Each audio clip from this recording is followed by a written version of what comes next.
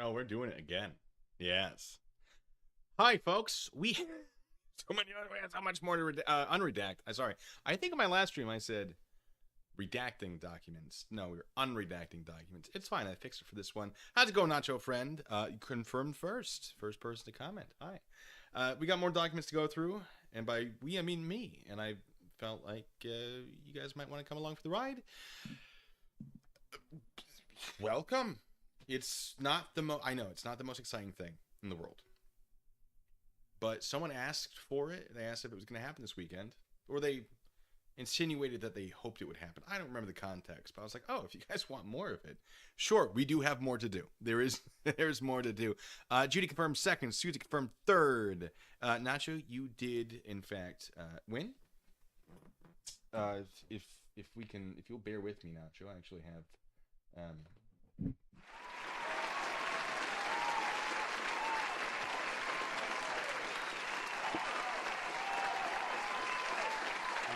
That one's for you.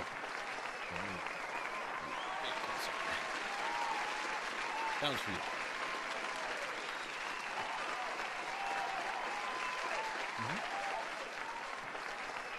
All right, so that's enough.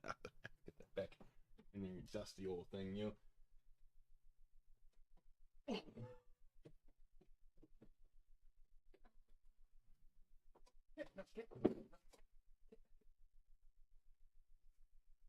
There's some papers that can go up there. They're sliding around now. I did.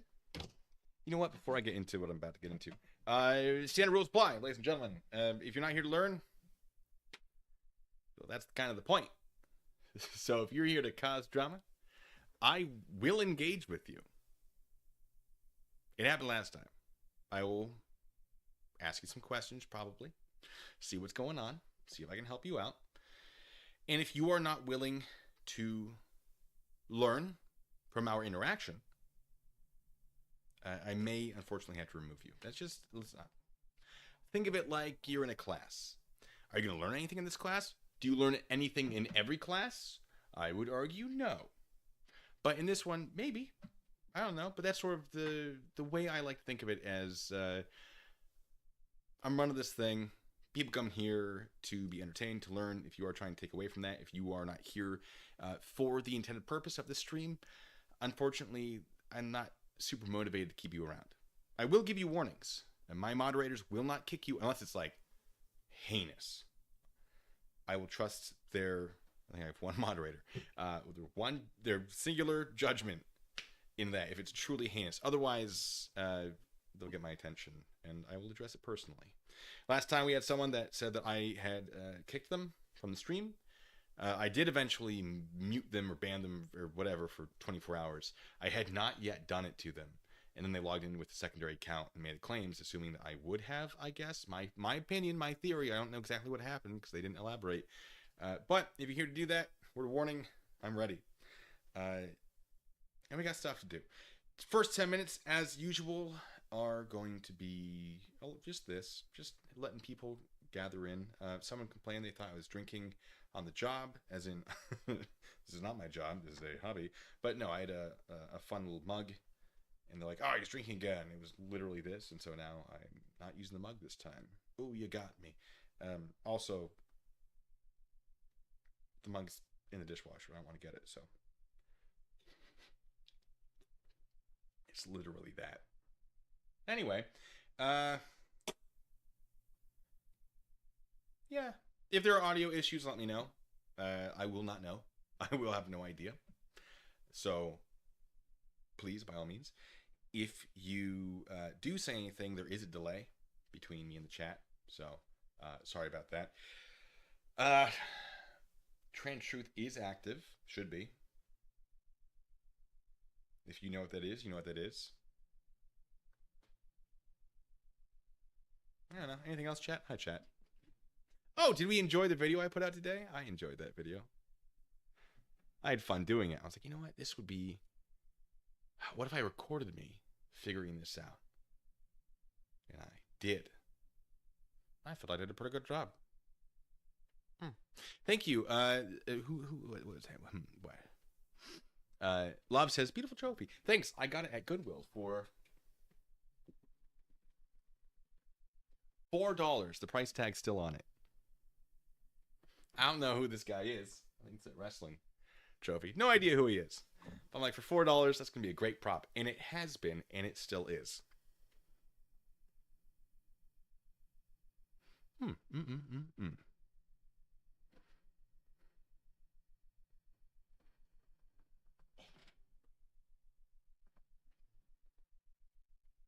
Discord, you say?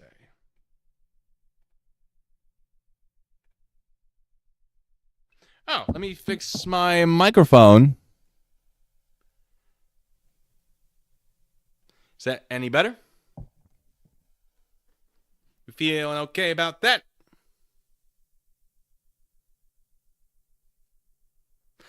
The sailboat, the one I smashed? I don't know where I assume I threw it out. Wait, we have 2 moderators. Oh, Grifkai, hello. Remove her moderator status. I'm kidding. Oh, it wasn't. I didn't even change it that much. All right. Yeah. Let me know. Let me know how the audio gets. I also have this.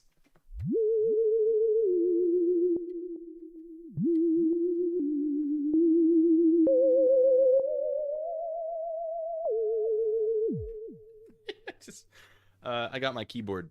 I hope that's playing for all of you.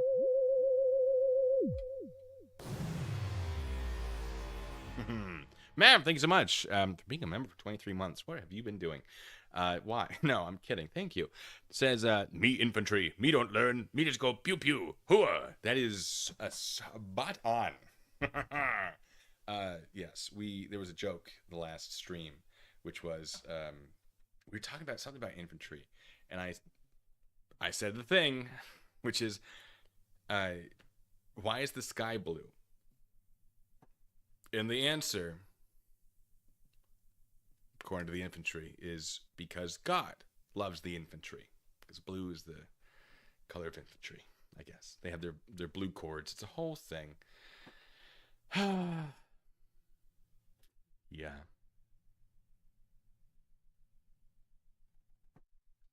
Oh, yeah. 7 minutes. All right. Hi, everyone. Hey, how's it going? Hey, how's it going? All right, let's check on where we're at here. We got board in the back. We got this bad boy right here. Cool. We only got like 8 more pages to go. I don't know how many pages. I don't know if I'm going to need all the pages. We have the part I want already done.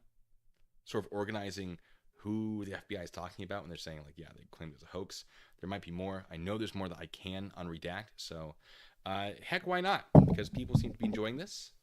You know, all 19 of you right now. Hey, if you like it, you like it. I'm doing this anyway. I might as well bring you on board. So, hooray. Where are my buttons? So organized. Okay. And once we hit 10 minutes, for anyone who's not seen this yet, I'll give you the brief rundown of what all of this is. It's not even all of it. It's just the important parts for right now. Did I already say this? I got new pins. Pins to put on there because there's some more papers to put up there eventually. And they're very fun. You'll see them eventually. James, thank you so much for being a member for 28 months. You have Mav beat. It says, I don't remember joining, but here we are. I'm just glad to see everybody again. James, well, I appreciate you having been joined and a member. Words are hard. And hey, if you feel like you don't want to be a member, I understand. But thank you for sticking around as long as you did.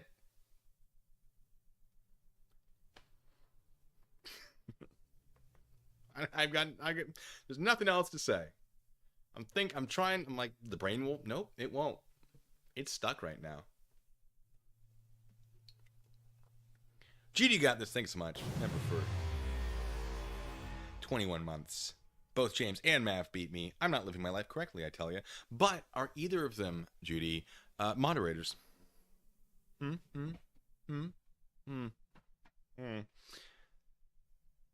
And we are at 10 minutes officially, which means talk about that. Noodle around on the keyboard. Ooh. All right.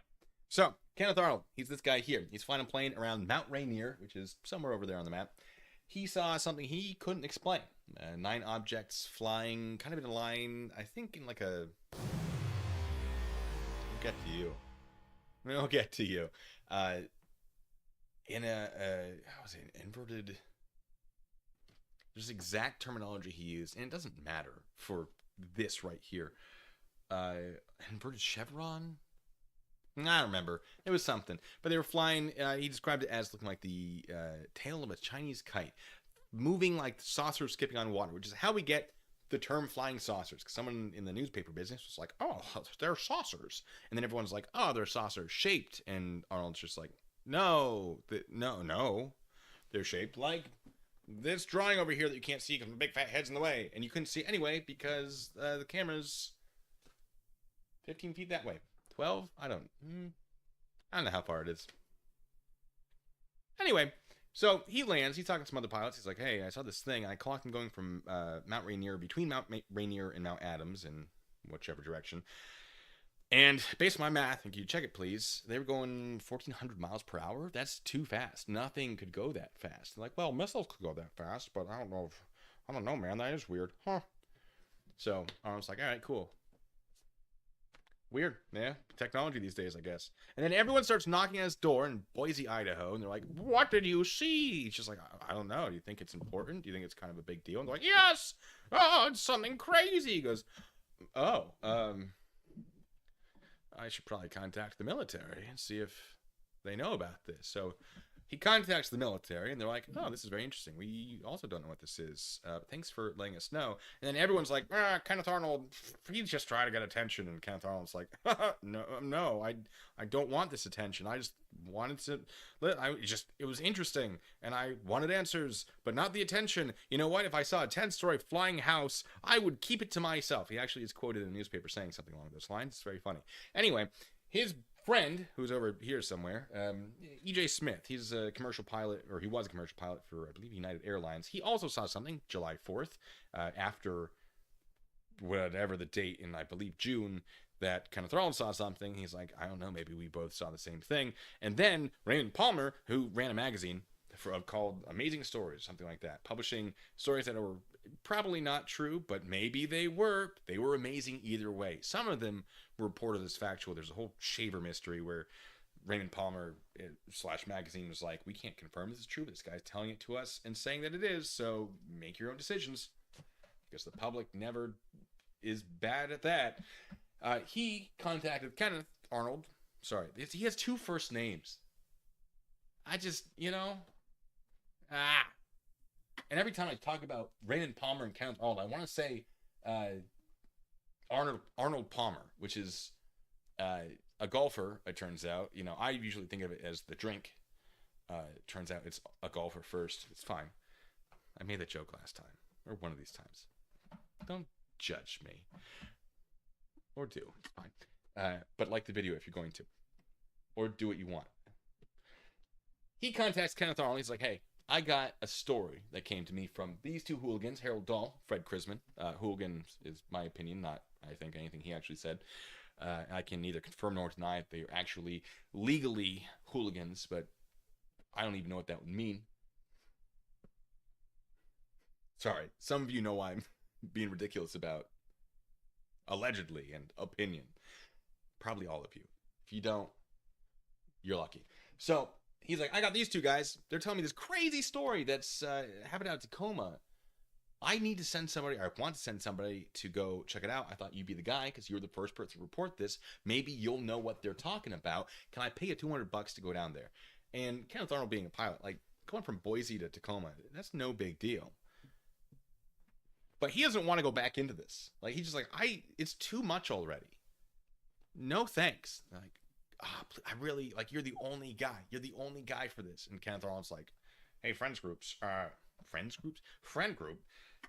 Should I? And they're like, yeah. Don't you want answers? Also, it's $200, which at the time was, I don't know what, but it was worth more than today's $200 because that's how time and inflation works. As far as I know, always has. In modern, I don't know. I'm not an economist. Economist. Clearly. So, Kenneth Arnold goes down to Tacoma. He contacts these two. He's like, wow, this story is crazy. Hey, E.J. Smith, get on in here. You're going to want this. He goes, yes, I would like to hear that. Let's check this out. And then they get the Army guys back in. They're like, hey, do you want to also check this out? And they're like, yeah, okay. So they come over there. And these two guys leave. And then they die in a plane crash, which is reported to the media as someone shot them down with a 20-millimeter cannon because they had remnants of a UFO on board. Bear with me.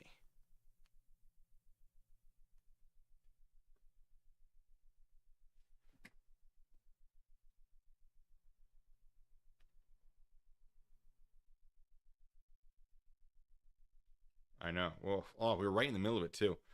I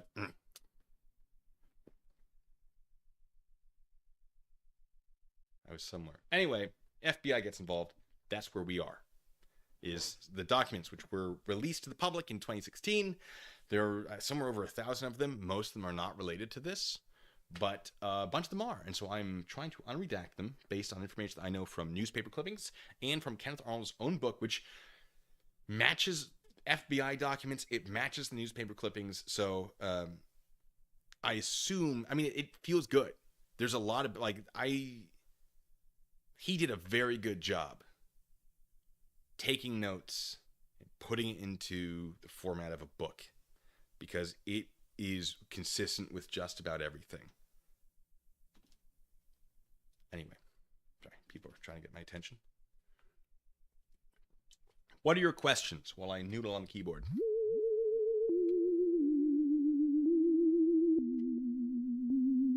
Ah, Mr. Walter DeBaldo! Hey, how's it going? Are you here to play? Are you here to play? Are you here to play? Yeah, let me get some things ready. Listen, this is a hobby. People come and go. I have a life outside of this. I have a job outside of this. This is something I do for fun. And people have always been welcome to come and go as they please. This is a very new direction. I've been not terribly active for a while, maybe like a year. Wow, it's been a while. So yeah, this is pretty normal.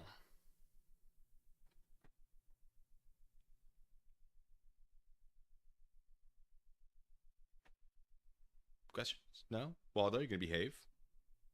And if that wasn't your intent, if that wasn't sort of what you were doing with that comment, then that wasn't directed to you. Thanks for being here. That was directed to the other people who might show up. Because sometimes it gets a little spicy.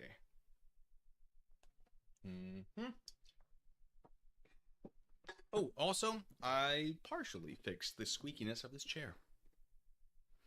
Ooh. I let it retain some of the squeak. And by let it retain, I mean, I didn't do a second coat of lubricant. So, I kind of like it where it's at. All right, chat. What are we looking at?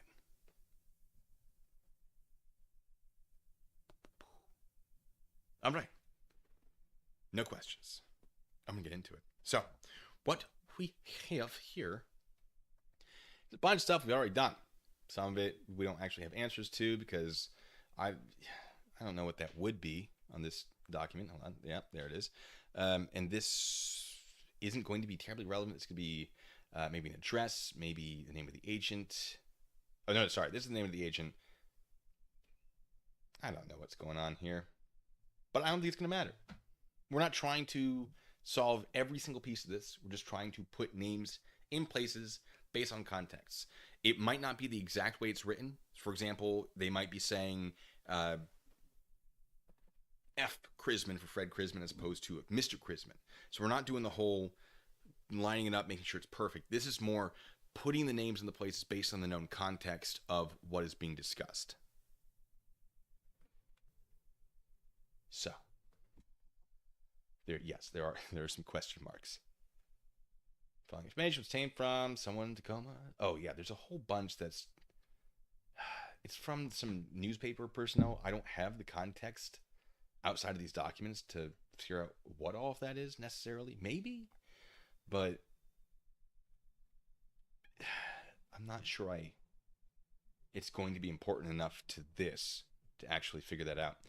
But let's go through it in Tacoma Times, which first issued a story on August 2nd. Subsequent stories intimating that the B-25, which crashed at Kelso, Washington, early morning of August 1st, been sabotaged or shot down because of the fact that it carried flying disc fragments. Redacted stated, anonymous call. These are... I was dead. Caller for information. Stay healing 502. Some of this...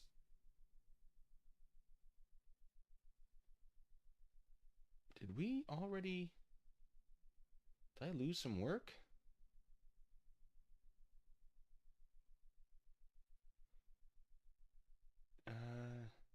Hold on.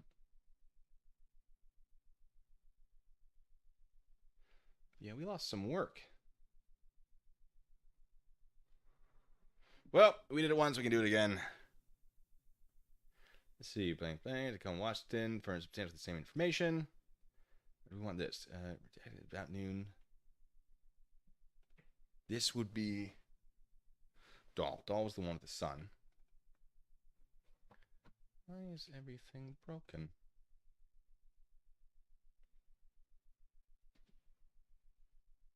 I'm going to fix this. Hold on. I can just... yeah.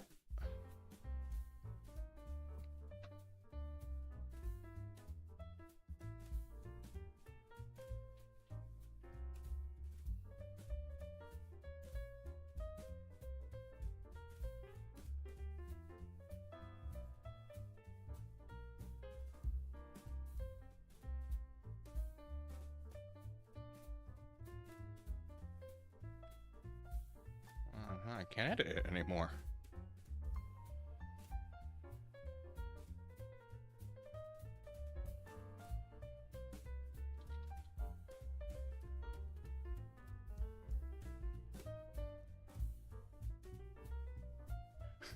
They erased it.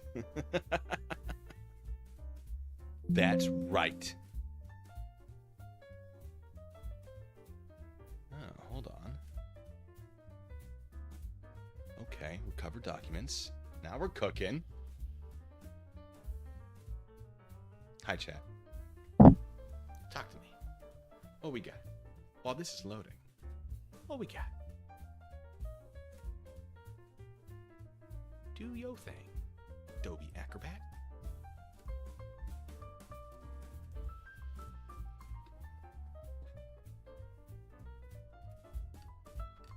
You know, I thought I saved my progress. We're about to find out.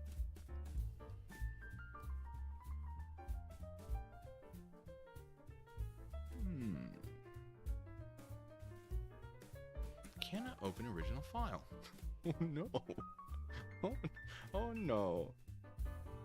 That's always good.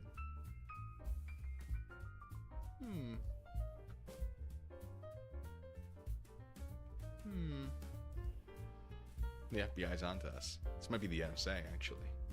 I said as a joke. Okay. Come on. There's an error opening. How many times did I click this? Did I freeze? Oh no!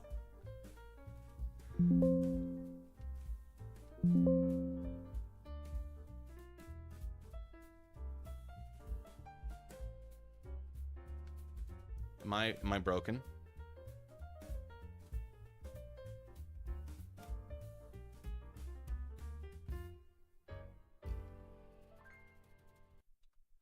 Hi chat, am I broken?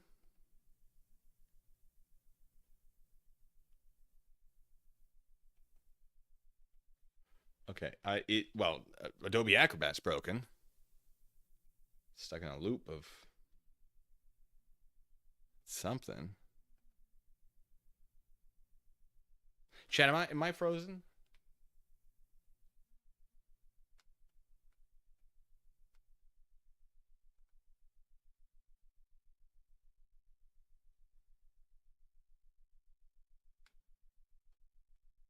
Okay.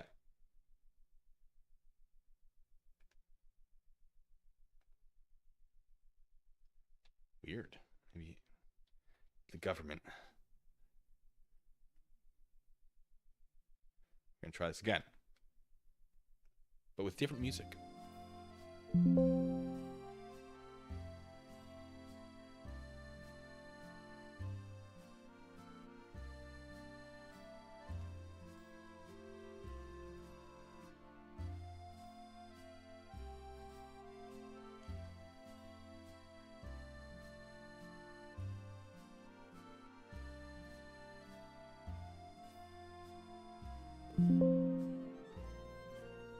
You hear that? It's just breaking. It's just breaking. Why is it breaking?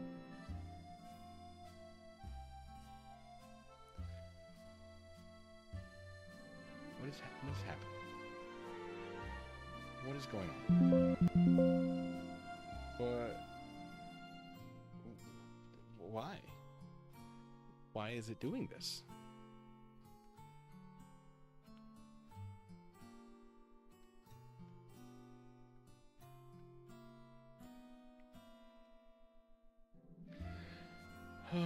Oh, it's struggling real hard. All right, what page were we on?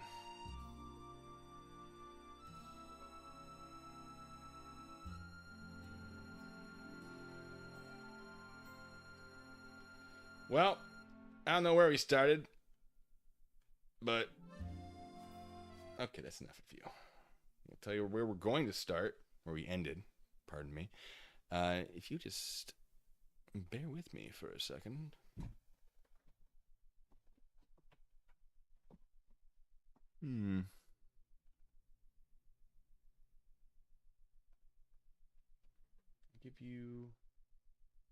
Give this one again.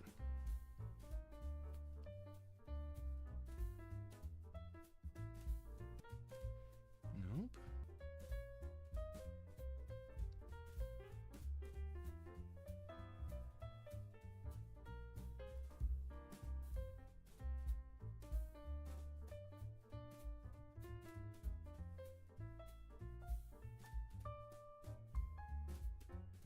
Now we're cooking. Now. All right.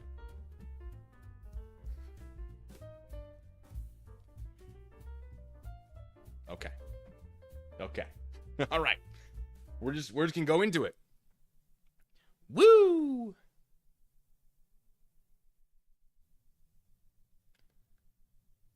No, I lost the document. It crashed and it became corrupted.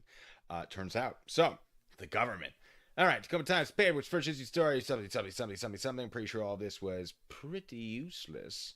Captain Davidson, verified statement, following morning, someone's dead, yada, yada, yada, not doing this for you. Shot over this place, which it couldn't have been. Carrying just telegram to call a number in Boise. The Boise Statesman. Yeah. McCord Field, public relations. On Monday, state called something. All right. Redacted stated about noon. Redacted and redacted contacted him, at which time redacted stated that he and his son. We know that this is okay. Nope, I want to. There we go. Oh no, I have to get the. Okay, it was. Formatting. Let's make it white.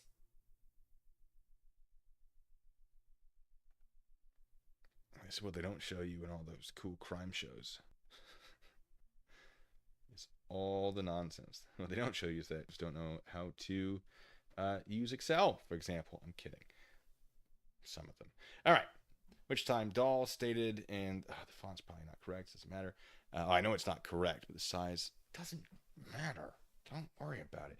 Stated that he and his son had been exploring gravel pit on Maury Island and found some strange rock formations. He stated they picked up some of these samples, and that Redacted later saw them, and they went back to Maury Island. This is going to be Fred Krisman. Fred Krisman.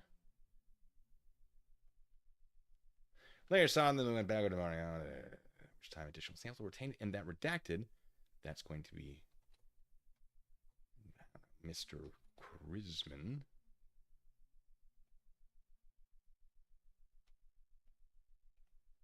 Or maybe it's just F. Krisman. Or maybe it's none of these things. F. Krisman sent these to a friend of his at the University of Chicago to have analyzed, saying that they received a report, and that apparently this friend had asked a newspaper man to find out where the rock formations were obtained. Redacted told Redacted that sometime after the first flying disc story had appeared, they received a telegram from Transocean Press from Chicago wanting information on the flying disc fragments. So this is going to be Krisman and Dahl. Oh, how's it going, Jassa? It says, just watch your Ukraine video. I can't believe or don't want to believe people doubt the footage. Now, here's the thing. All right. Whole one, just different path. This is a different thing. Which was basically geolocating war footage in Russia of Ukrainian soldiers. Basically,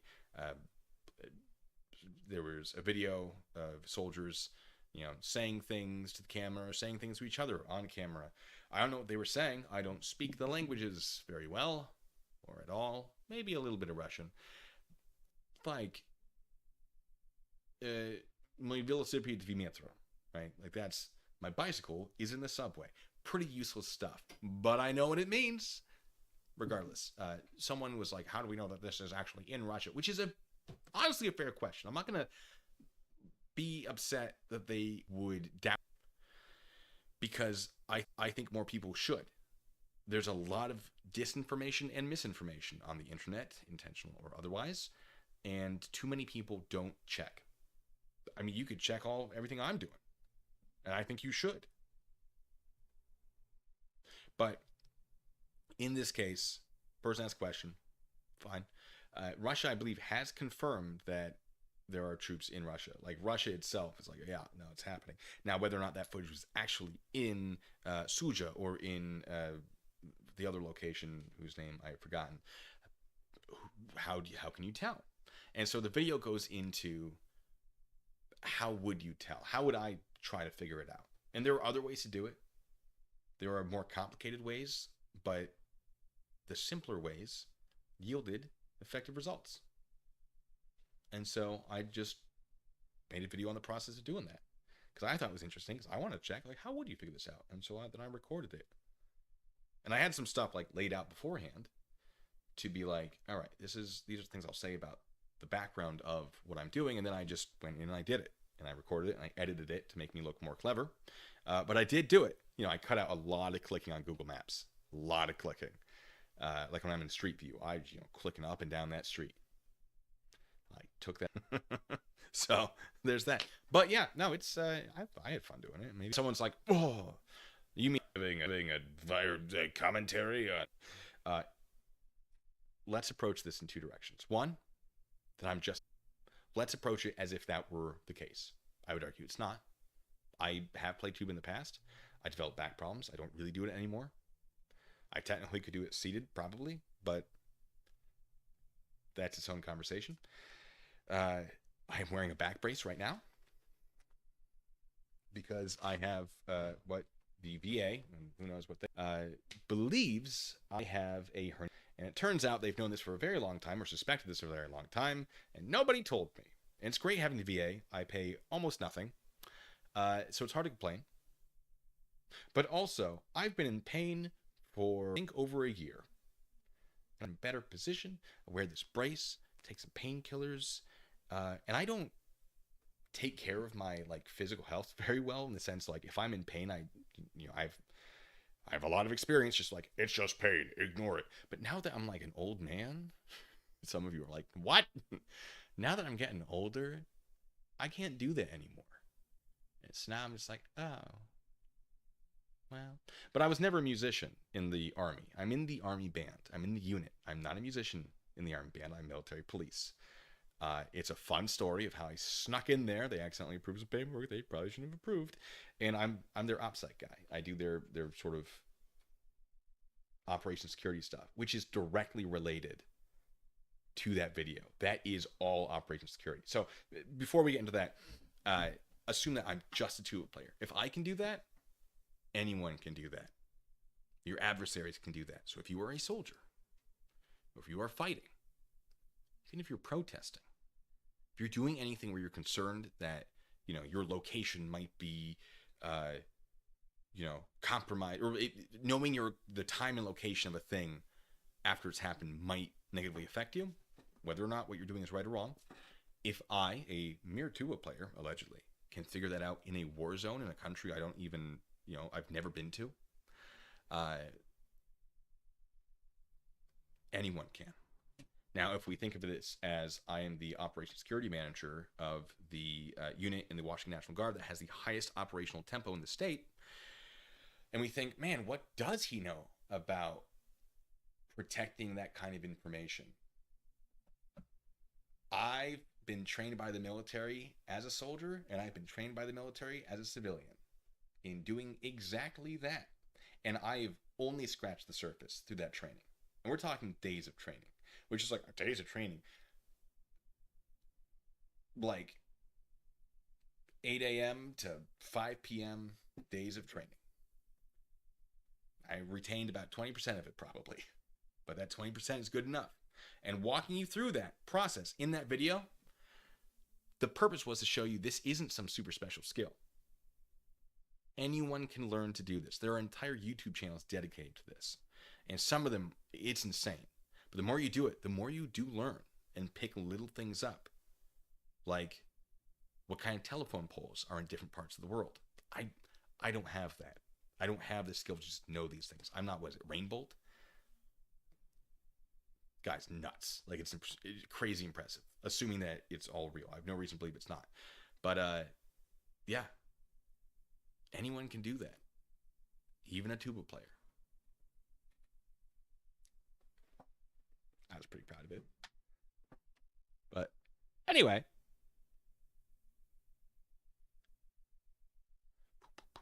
Oh, yeah, no, don't. If this is showing ads, don't let it. Use your ad blocker. Within the confines of all applicable laws.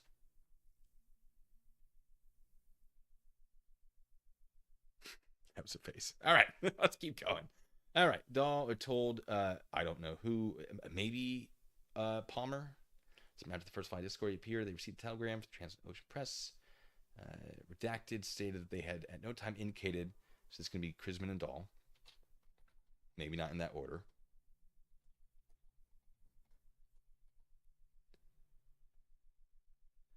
Stated that they had at no time indicated the rock formations were a part of a flying disc and that Captain received. He stated further that the first call he received, okay, this is going to be more new. We definitely did this because I was like, wait, I've been given the wrong ranks the entire time. Captain William Davidson and Lieutenant Frank Brown. So these two guys. There. All right. Captain Davidson. I thought Davidson was the lieutenant. Just because he looks so much happier. It's a whole thing. All right. Wait, there it is. Captain Davidson. And how do you spell lieutenant? I think it's that. And Lieutenant Brown. If it's not that, it's close enough. We're not interested in the rock formation, and they denied giving them to Davidson Brown. Davidson and Brown. I don't know if that's what's actually written there, but contextually, that is correct. Then we got this long line of redacted. Tacoma, Washington furnished substantially the same information that was obtained from redacted. Received. He stated further that the first call he received. Okay, this is going to be more news stuff that I don't have alternate information to fill in with. Maybe I do. Maybe I could. It's not in my collection of things that are ready to go. All right, top secret material. Oh, okay, here we go. At this time, the caller stated that the B-25, which crashed at Kelso, Washington, was carrying disc fragments, and that the two officers killed were Captain Davidson and aren't redacted, though. These are redacted. These aren't. Did I spell lieutenant right? I want to say yes. Uh, Officers with A2 intelligence at Hamilton Field, and that the fragments were top secret material. They were not top secret material. They were they were not. Yes.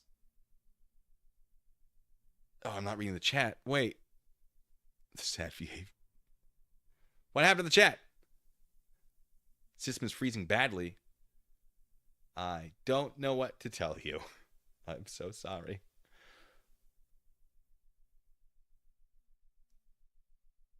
Are we talking about, me freezing?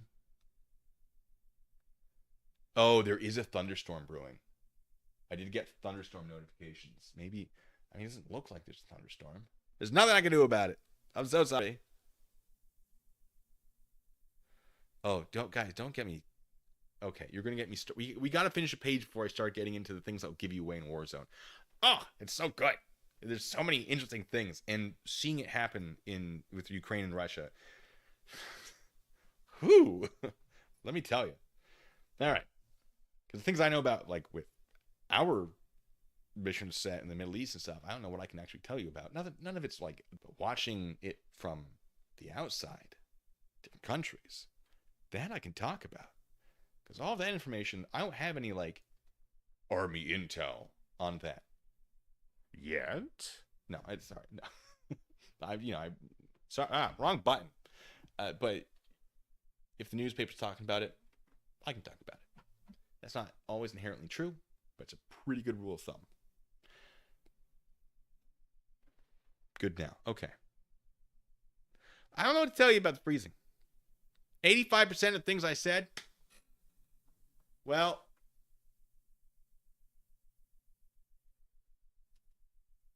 Jess, it's all your fault. Ooh. How dare you? You come here. You come here. And you start in trouble?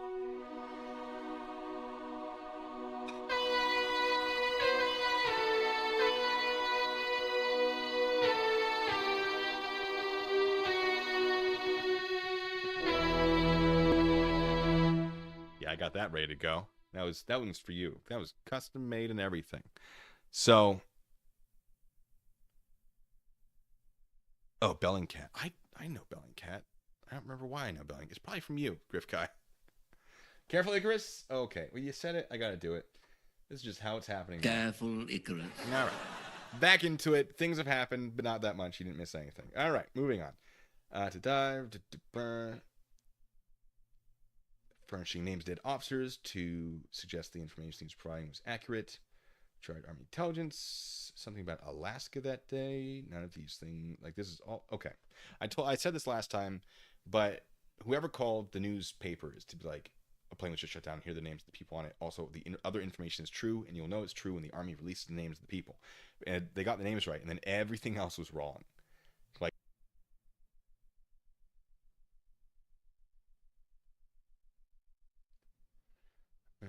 because a Sander came out. Colonel Sander.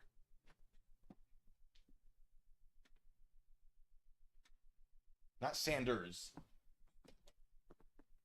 Let me check that. Yeah, Colonel Sander. No, it was Major. God, it was Major Sander. Nope, that's right. Never mind. It was freeze badly. We did take screenshots of great phases. Great. All right. Never mind. I don't have the name of that. I could find the name of that, but I'm not going to. Redacted. Both stated they had made very little effort to question the anonymous caller to obtain his identity, as they felt it was useless, and that if they started questioning him, he would refuse to furnish any further information, which is very fair. August 5th, 1947, Special Agent Redacted was contacted in the resident agency office, Tacoma, Washington, by Redacted. At this time, Redacted asked if the Seattle office was investigating the crash of the B-25, and he was informed that no investigation was being conducted by the Seattle office. Redacted at this time related in a rambling story that he had picked up some strange rock formations he had forwarded to a friend. So this is going to be Chrisman. Because Chrisman's probably absolutely scared. Because people have died because of a story that he and Dahl made up.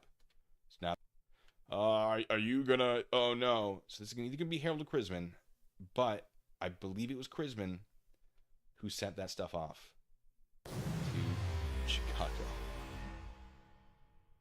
Hi, Dr. Nimrod. Thanks for being a member. Hello to you too. Anywho, I digress. On August 7th, 1947, redacted, so that's going to be plural, were interviewed at the Tacoma Resident Agency office. Both redacted at first, denied any knowledge of how the rock formations. This can be Harold Dahl. Yeah. Harold Dahl. And Freeman. There might be some Misters in there. So Mr. Harold Dahl. Mr. Harold Dahl. And Mr. Fred. Heck, that might fit. Did I put in an extra space? Riveting stuff, what we're doing right here. Interviewed at the Tacoma Resident office, both Chrisman and Dahl.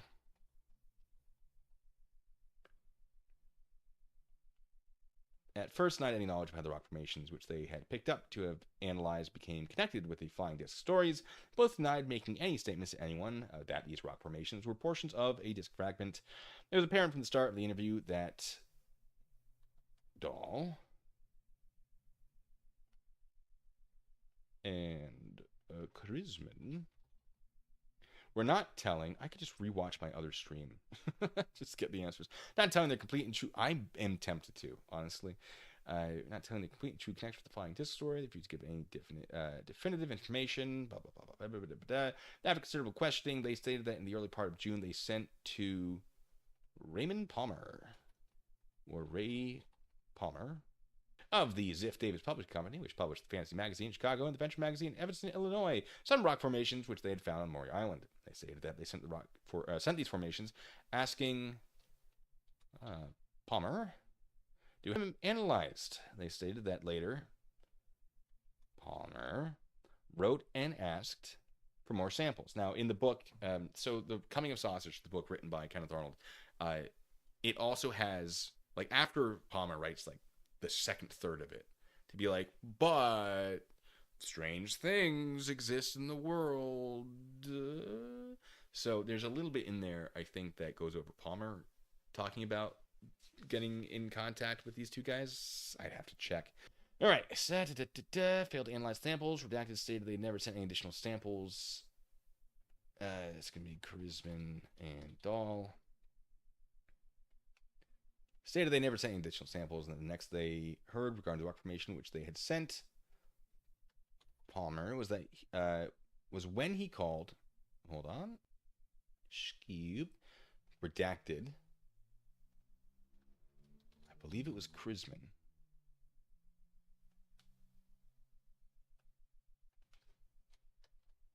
Nope, I've broken it.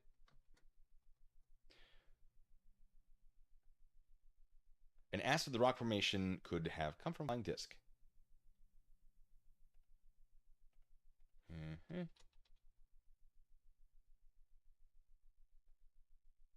That does not fit. So this might be Ask Chrisman and Dahl.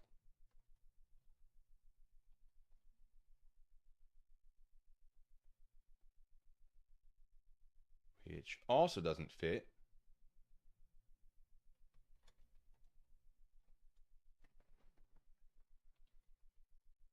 Harold Dahl fits. And Dahl fits here.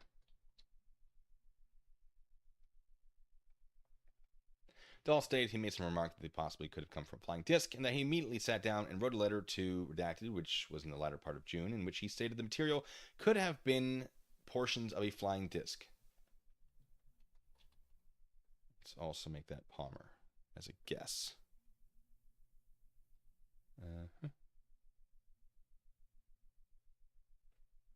Dr. Nimrod, did you break it again? Did you break it? Is that you? Are you behind this? Dr. Nimrod. Curses. It's all broken. We're not storming yet. We just had an alert that there might be thunderstorms. Apparently it's a big deal.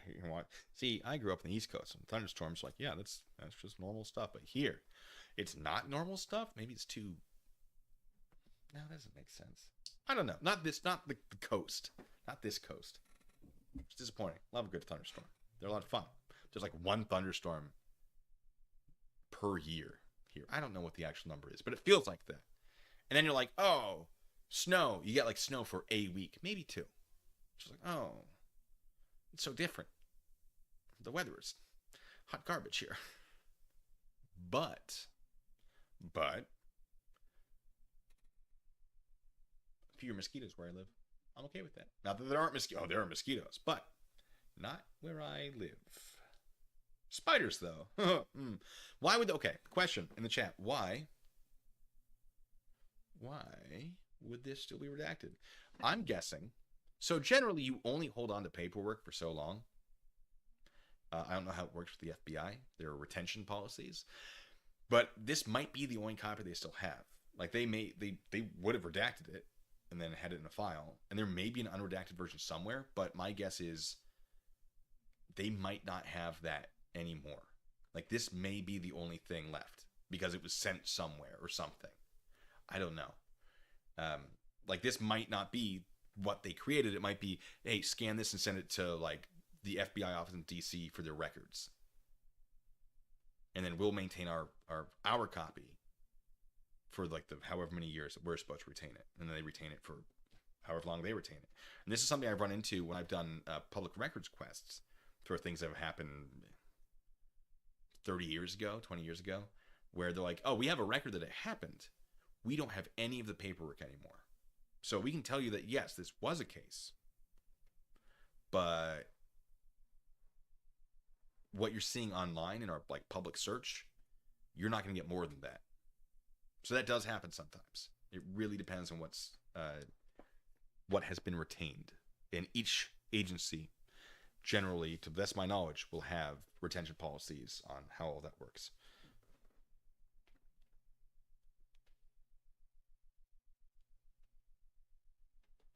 Flurbs in USB. What?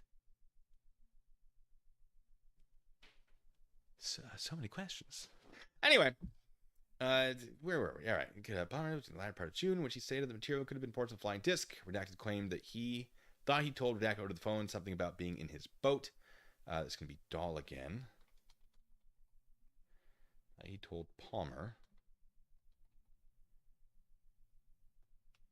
over the phone something about being in his boat when he obtained these rock formations, but stated he could not recall what he had written to Palmer and claimed that he passed the whole thing off as a joke, which I don't think he did. Krisman and Dahl, there might be some misters in there, or some first letters of the first name, were questioned at length in an attempt to obtain specific information as to exactly what each one had done with regard to the rock formations. However, each stated that the only thing they had done was tell Redacted that the formation could have come from a flying disc. In view of the fact it appeared that's what he wanted them to say, that's going to be Palmer. I bet he did want that. No definite information could be obtained from either Krisman or Dahl as to what each specifically had done to start the flying disc story. The signed statement was obtained from Redacted and Redacted. It's going to be Krisman. I don't know if we have actual signed statements from them, but maybe. Maybe those are in here. And in which they admitted the rock formation had no connection with any flying disc. It's being forwarded to the Bureau herewith. The statement contains no information of value and therefore is not being set forth herein. So that right there, that might be why there is no, that this is still redacted. Because they may have considered this to be worthless. Allegedly. Unless it was all a ruse. No, they probably went, it's just another one of the people making up stories for their own amusement. This is happening a lot. 2 people died, unfortunately, but, like, is it a criminal? Are they criminally culpable for it? And that there was a question. There was an investigation into it to determine, in part, can we even charge these guys? And eventually they decided no.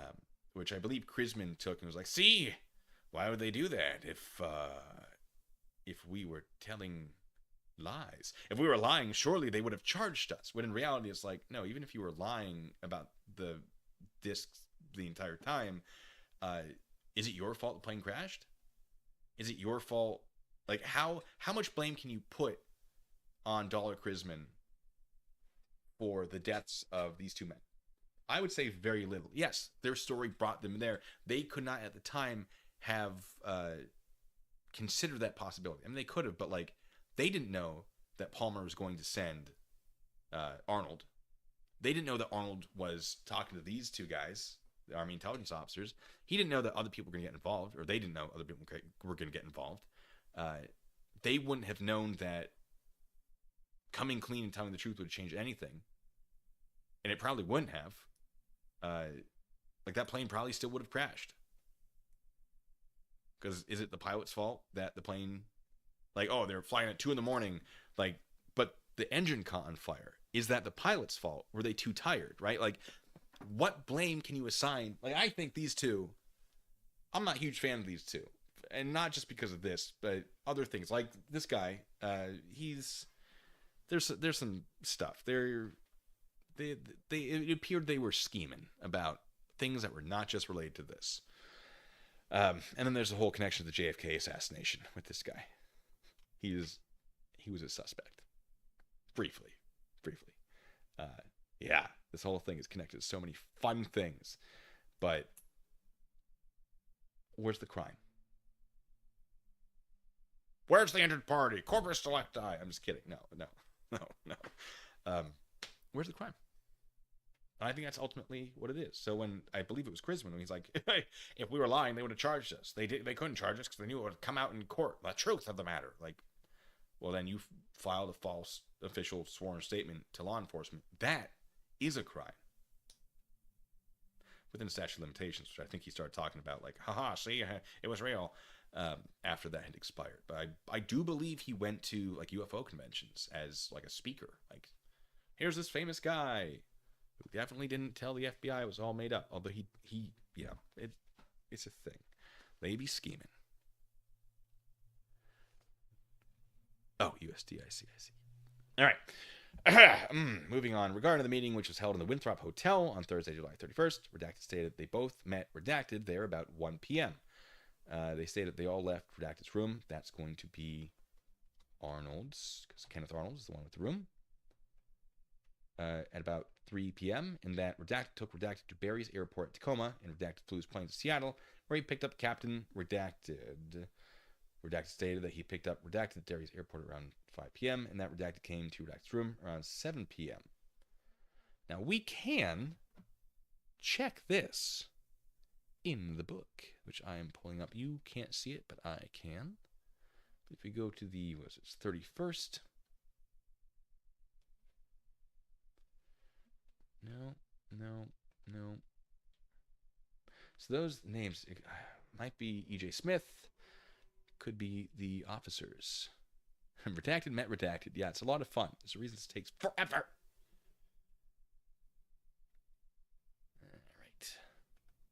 Oh, touche. Oh, no. Touche, no. But thank you, first of all. But we'll let that happen. Thank you so much. But also, is it gonna happen? There it is. Jazz, congratulations. Aubergine 77, congratulations. Virgo Wraith, Miss Unite for the Chill Wind, Matt G, Sue Me, Becca, Alan Fisk, Cicero, and Pants. Congratulations, you all have memberships, and then this horn's gonna be blaring for the next long time. But while that's happening, I'm gonna go through this book. And I'm gonna play some music.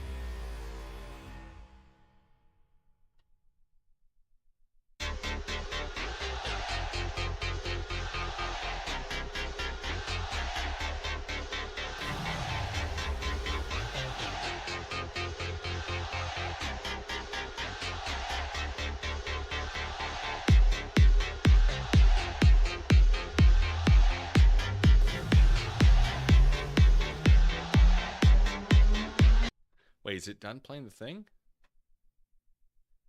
I can't even tell. Nope, it's not. Alright. Tell a story, Wild's thing. What's the date? Left the hotel and drove in Harold's car out to his secretary's home. This would have been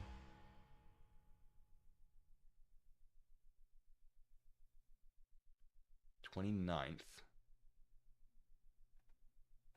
Keep going. Look at the 31st in this book that you can't see.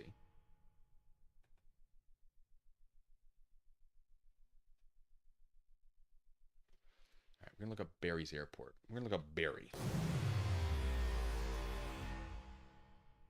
It's not in here.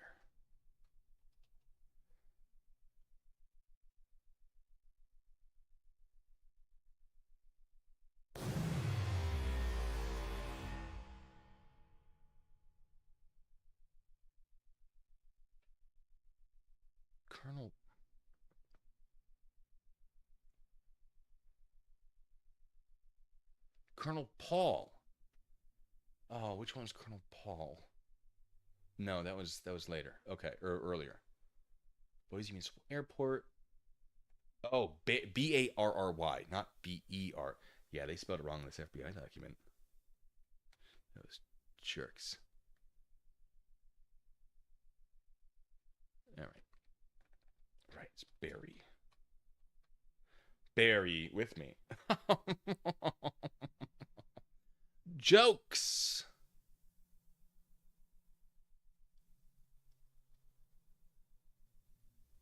No, that's not it. And it doesn't show up. Captain.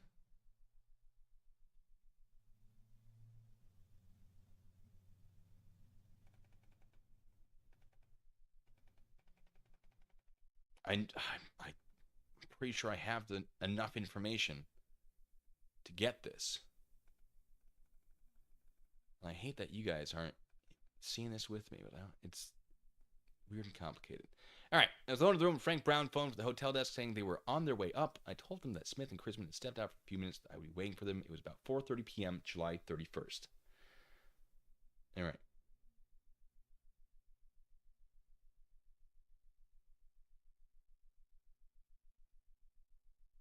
So what happened before that? Next morning, July 31st, Captain Smith and I were awakened by Chrisman and Dahl. Their arms were loaded with heavy lava rocks, and Chrisman had a number of pieces of the white metal that he said came from the aircraft that Harold Dahl had told about. Captain Smith and I were starting to inspect the fragments when Chrisman broke in, saying that the men from the cruise were down at the cafe waiting for us for breakfast. And for there.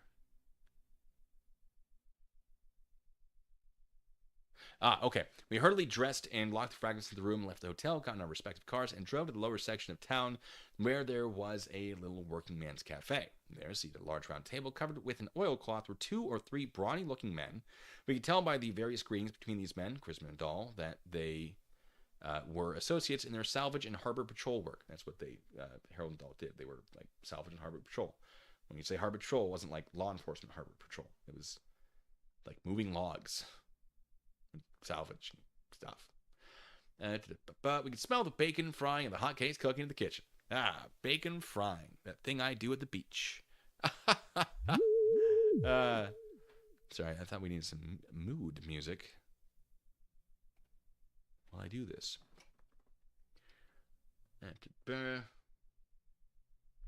These men seem to be very friendly and appear to have every confidence in their superior officers.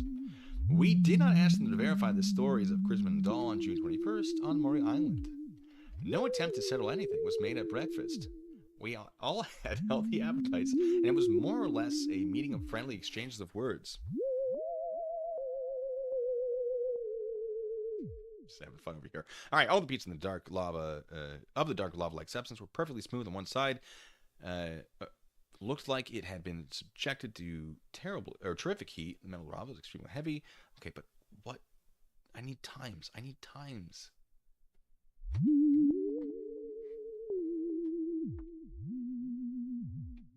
As known, being by himself, to recognize this white metal, we would have identified quite easily if it hadn't been for the square rivets. Okay, yeah, so the special thing about this metal, they're like, it just looks like aluminum, but it had square rivets. What aluminum has square rivets? I don't know. I don't know what that would be. I have some theories that it wasn't rivets and that it had just melted, that it was square bolts or nuts that had melted in a lot of heat because there was a smelting, this building here, smelting operation going on up Tacoma.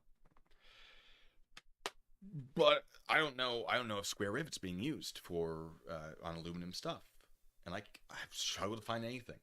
I'd like to talk to someone, maybe like a mechanic historian or an airplane mechanic slash historian, um, that might know more.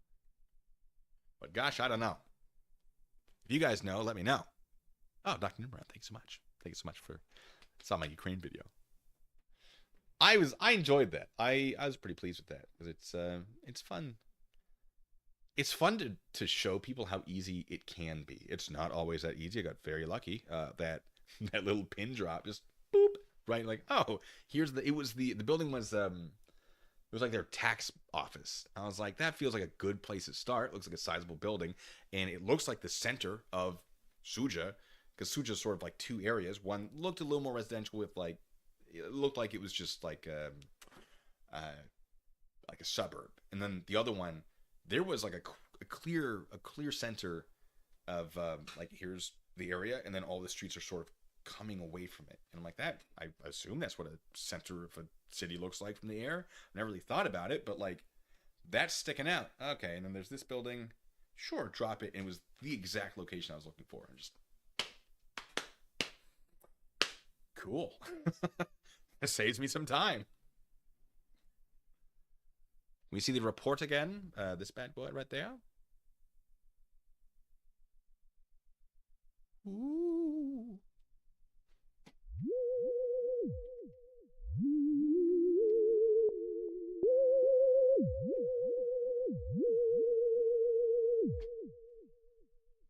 Boeing Museum historian. I mean, yeah, like there is the museum up north.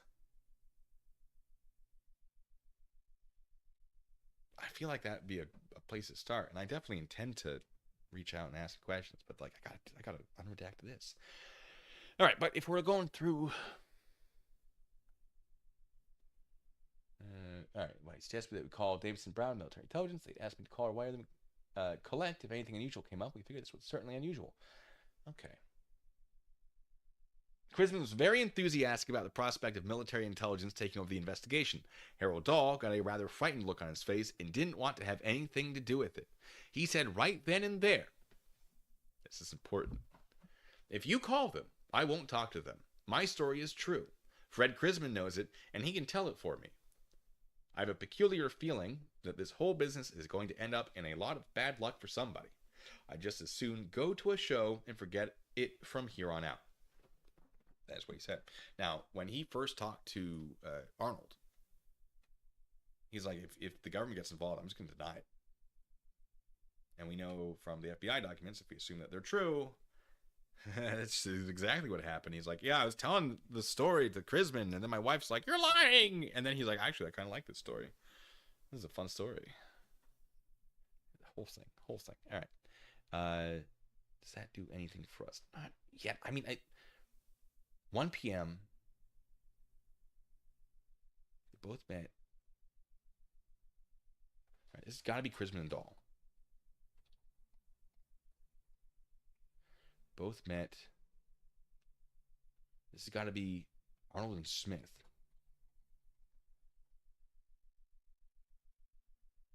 Because they, in the book, it says they were awoken by these guys.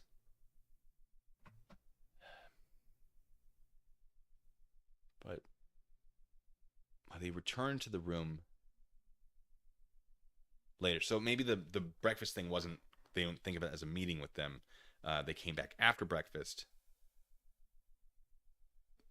I don't know. It's not a huge discrepancy. Seattle. Hold on. Let's call military intelligence.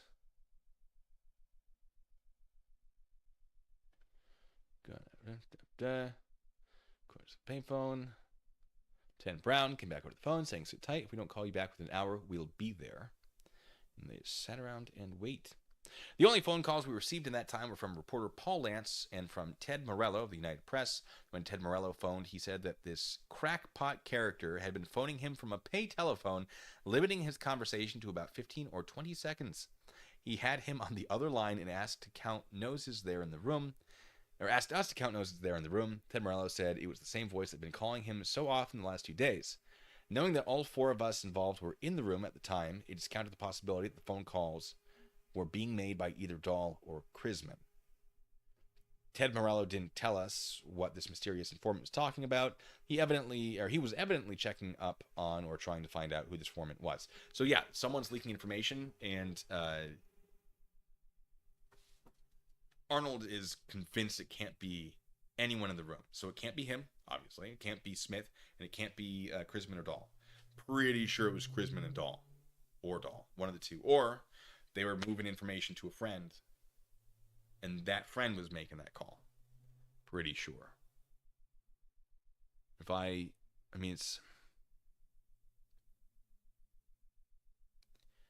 It's a whole thing. Oh no. Drop something in Discord just for me. Isn't my face.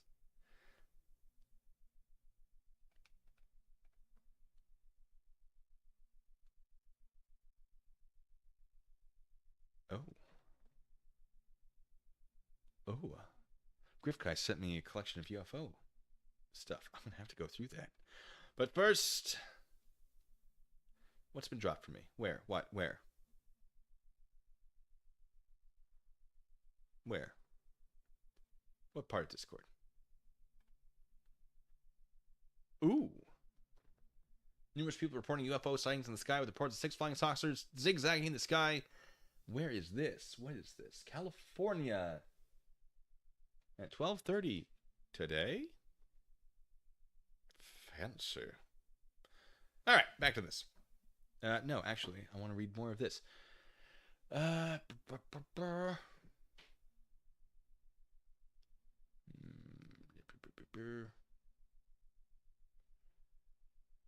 Smith went to the door, and there's Paul Lance. I knew him the moment I saw him. He tried to talk to me once in the lobby. He was a rather small man, sandy-haired, physically handicapped, apparently from one childhood disease. He looked healthy and sound. Smithy took him by the arm and practically hauled him into the room, asking roughly what he wanted. Paul Lance was a little shocked. For some reason, I don't know why, Smithy quickly frisked him. That is odd. Now, I don't recall what Paul Lance said. Before he could say what he had come for, Smithy ushered him out into the hallway, telling him we didn't want to be disturbed and whatever we were doing was none of his business. Captain Smith and I, particularly, were at a point of nervous tension. I think it was brought on by all these unusual circumstances, as well as making the decision to call in military intelligence. Neither of us wanted to impose on Lieutenant Brown and Captain Davidson. We all knew that by now the hour had passed for any return phone call from them, and that they would be in Tacoma within the next hour or so. I was alone in the room when Frank Brown phoned from the hotel desk saying they were on their way up. I told him that Smith and Chrisman had stepped out for a few minutes, but that I would be waiting for them. It was about 4:30 p.m., July 31st. Okay, that gives us... See, they all left Arnold's room about 3 p.m. Okay, that's consistent. That Redacted took Redacted, I know, to Barry's airport at Tacoma, and Redacted flew his plane to Seattle, where he picked up Captain... But they didn't. How... Smith and Arnold are both pilots. I know Arnold has his own plane. I don't know if Smith has his own plane. He flies commercial. I don't think they'd just let him use a commercial plane. I don't think it would be either of them, based entirely on Kenneth Arnold's book here, because Arnold was there when they called up, and he said, "Oh, Smith just stepped outside." Yeah, they would know that if Smith brought him, or brought them, the Army intelligence officers from Seattle. So...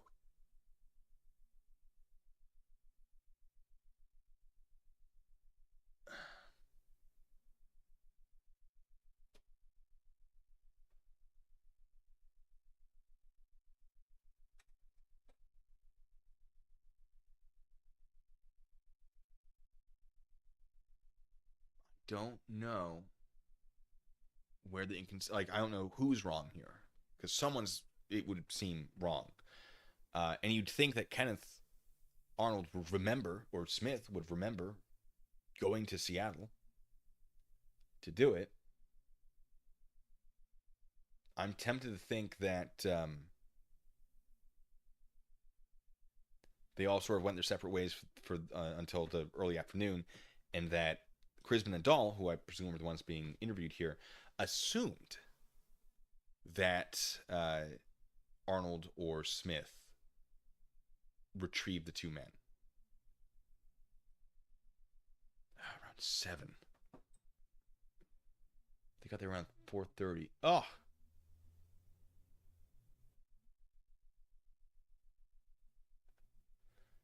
What?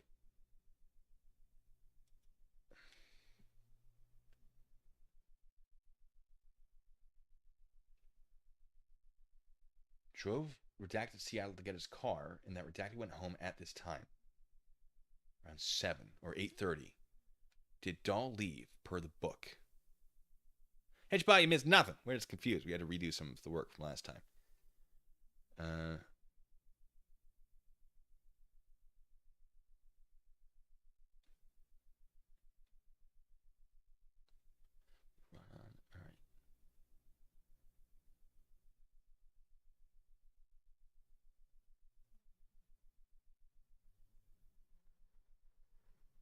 Next 2.5 hours, Fred L. Crisman related Harold Dahl's story, and Davidson and Brown some of the fragments that were lying in a pile on the floor. Okay. Here we go. Harold Dahl gave us a phone number where he could be reached. He muttered something about Crisman being able to take care of everything all right as far as his part went, and left the room. Captain Smith invited Crisman to go downstairs with him, having all the confidence in the world. And Smithy, I didn't ask about it, but thought it was for a private conversation. They left too. Okay. So it's possible Crisman and Dahl, who are being presumably interviewed here, just suspected that Arnold went and got the guys from Seattle, as opposed to them like flying to JBLM, for example, and driving from there, which I don't think they thought they'd be coming in a B-25 bomber, because they came in a B-25 bomber. And they parked that sucker on McCord Airfield, I believe, which is just over there, actually. It's walking distance. I mean, it's 2 hours walking distance. If I wanted to get to the airfield, I think it would be 4 miles. It's close. Close enough to hear all the soldiers at the range when it's raining. And you hear the little pop, pop, pop, pop, pop, pop. And just, oh, that's not me. I'm not doing that in the rain. And it is so good. It's such a good feeling. Anyway, all right.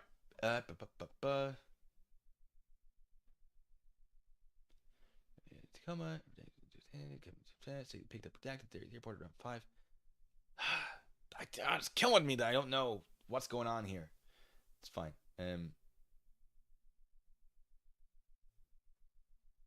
I think this has got to be Dahl. Home at this time. Redacted stated they returned around 11:30 p.m., which time the Army intelligence officers were in Arnold's room. I might have to go through this personally.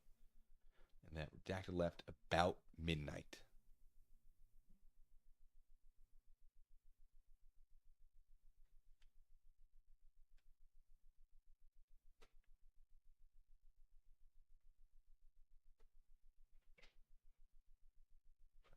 First.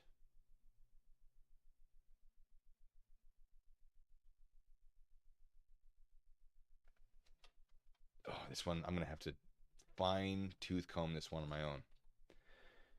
So it took place goes. The fact most of the talk was about flying, that no one seemed very interested in the rock formations, and that they had no connection, as far as they knew, with any flying disc. Redacted stated that Redacted wanted to obtain pictures of the place where the rock formations were obtained, that the Army intelligence officer did not appear to be interested in any manner whatever. Okay. Pictures. I do remember something about pictures.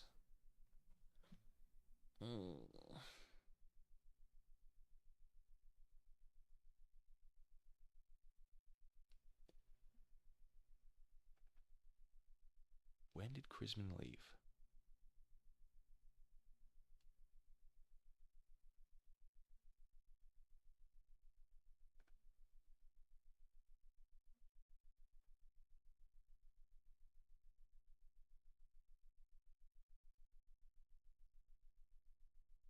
I remember as we were standing on the curb that I had forgotten to tell them about the anonymous letter Harold Dahl had received after his story became known.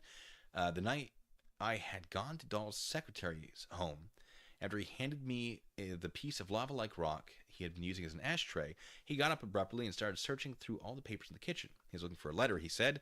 That was interesting. When he returned to the piano bench a few minutes later, he told me he couldn't locate it, but would give me a brief of its general contents. Dahl said this anonymous writer told him that the flying discs were actually manned by beings such as we, only less dense, so to speak, than we are. Due to the atomic explosions, the radiation now released in the atmosphere had caused these things to become visible to us on Earth. Now, this is not Dahl saying it. This is a letter he received. These flying discs, which were all shapes and sizes, were the vehicles which the gods of this earth used to protect this earth from outside dark influences or enemies. Actually, flying discs were under a severe attack by other beings who were enemies of the people and life on this planet. The impression I got from what he told me about this letter was that the flying discs were supposedly the intelligence called gods by the Indians and by all those who claim they have appeared for help. They have appeared for help from them, and I have received it. What? I don't know if that even... It's fine. I thought of this while standing saying farewell to Davidson Brown. I remember I felt happy at the time that I did not mention it to them, since they had apparently lost interest in the investigation. Telling them something like that would probably only convince them further that Harold Dahl's and Fred Crisman's experiences were just a lot of baloney. Yeah. The best way to find out would be to go out to Maury Island and see if there was 20 tons of this lava rock on the beach. And if it was, and could be demonstrated that it was foreign to the natural formations on Maury Island, this might help substantiate the truthfulness of Dahl's and Crisman's stories. Just as the Army command car pulled up in front of the hotel, Fred L. Crisman came racing up. He double-parked his Ford Roadster. His Fort Roadster is what it says, actually, and started taking a large Kellogg cornflakes box out of the trunk of his car. We assumed it was the fragments. Captain Davidson told the chauffeur to wait a second. He helped Crisman unload this box from the trunk of his car, lifted the trunk of the command car, and put it in. I was standing close up and offered to help lift the box. By the street lights and the hotel lights, I could see the top of the box flapping open. Inside the box were a great number of large chunks of material that looked similar to the fragments we had in our room. Somehow, though, they looked more rocky and less metallic. I remember this distinctly. In bending back one of those loose cardboard flaps on the top of the box, I handled one of the pieces. All of the pieces I could see and the one I handled were much thicker than any of the pieces we had in our room. While was taking place, something's missing there. Captain Smith was bidding farewell to Lieutenant Brown. I yelled goodbye and good luck at the command car as the command car drove away.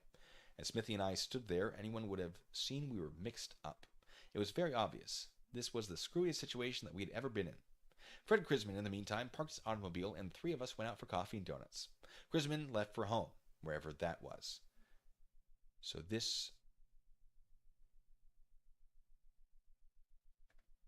If we look at... Because they started to be like, no, you shouldn't leave, it's late.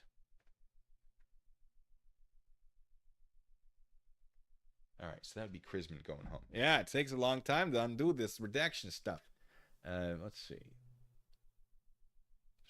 In that Crisman left around midnight. That seems consistent. He stated that he returned to Arnold's room. That's the only one they ever talk about.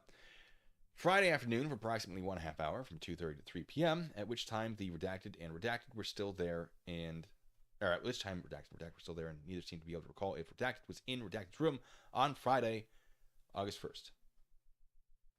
That's going to be, I assume, Arnold and Smith, because it would have to be. If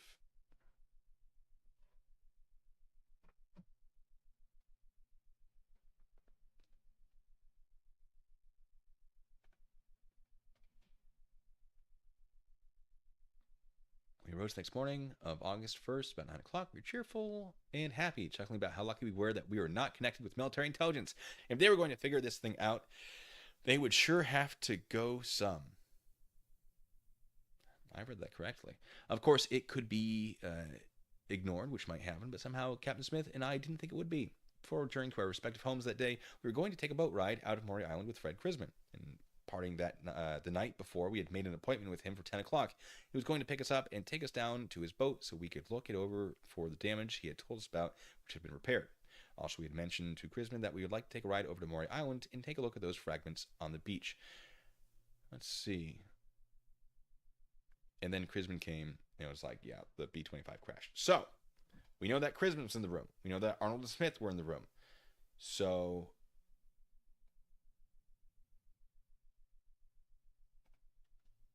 all right, this could be Arnold's room. They don't know if Dahl was in the room.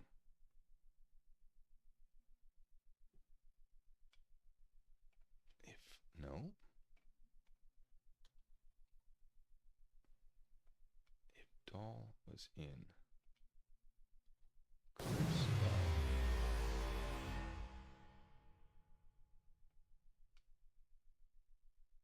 I'll get to you.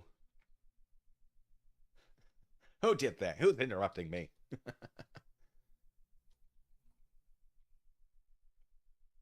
All right.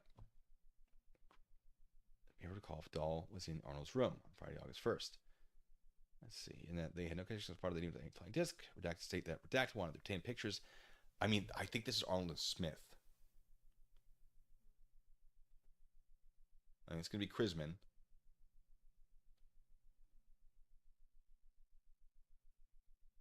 So that's because they definitely did want to do that, or to at least go there. Krisman's the only one there because Dahl ran away. Okay. Yes, we're getting there. Saving a copy real quick. So I have to do this a second time. Again.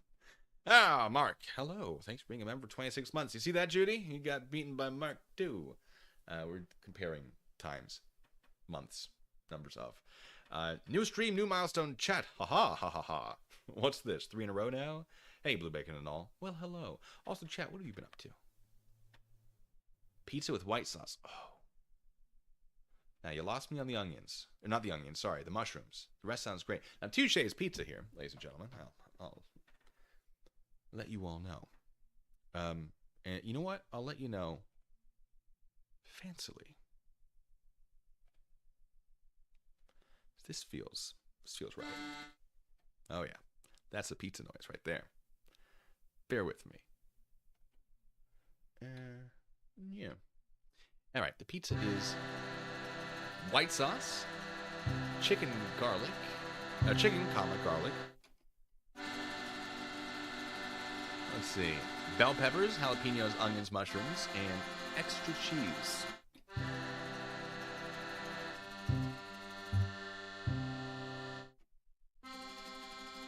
That's a pizza eat noise, right? That's a... Yeah. Yeah. Sounds tasty, except for the mushrooms. I mean, you're allowed... You can... I'm not a mushroom guy. Never did it for me. What,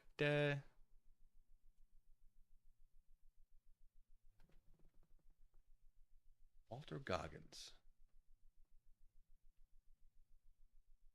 Oh, that's the yeah. I didn't finish that show. I probably should. It was fun. I know Fall. I'm not unfamiliar with Fallout. I never played it. So there was like the first couple episodes. I was just like, oh, sure, I guess. Also, I had that guy that was in Lost. And man, I think that guy's great. Also in that show where he builds a computer program that like figures out who's going to commit terroristic acts, and then he gets someone to be his like gun on the ground to stop it. I don't remember what that was. Fun show though. If anyone else remembers what that was.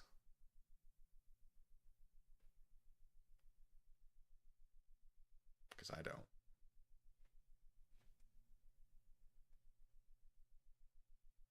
All right, give me a second. It's a stream. We're doing it live. We're going back to...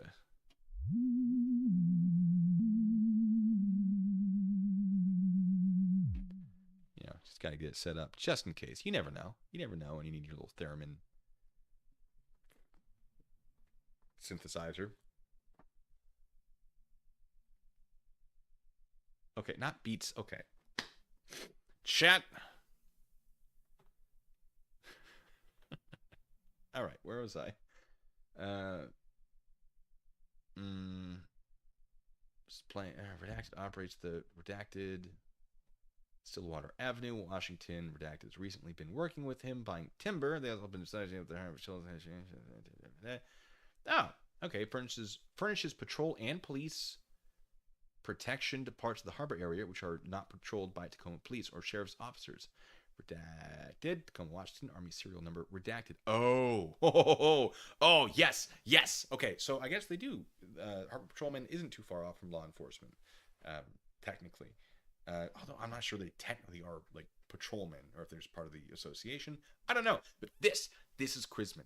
I don't know what this is. I think I can get his Army serial number. It won't matter. During the war, being World War II, he was a pilot. This is Chrisman. Chrisman was a pilot. It says it is believed he presently holds a reserve officer's commission as a captain. I have a document that I think shows him getting reduced in rank. I don't remember why, but I believe he got busted back down to lieutenant at some point for something. Might have been for going AWOL. I don't remember. I think it's in the JFK file because they did a background check on him, but I don't remember. I don't remember if it, like, explicitly gave a definitive reason, but it wasn't anything crazy. Person of interest, is that it? Yes. Yeah. Sorry, there's the delay. The delay is ruining it. Any chance of you guys answering quickly. So by the time you give me the answer, it's 5 minutes later. So if I'm repeating the question over and over again, sorry. Person of interest. I don't remember if I got past the first season, but like, it was a fun show. I do that a lot, I don't finish things. A lot of shows I just never finish, because if you finish it, it's over. If you don't finish it, you can always come back. We get a short penny this week. I might be able to make that happen. No promises, but probably. Yes. All right. I don't know what is all in here, so I'm not going to try to unredact it. Check the records. Winthrop Hotel revealed that redacted, giving his address as redacted. Mountain View Drive, Boise, Idaho. Rented room 502 from July 30th at 7:43 p.m. until. Okay. All right.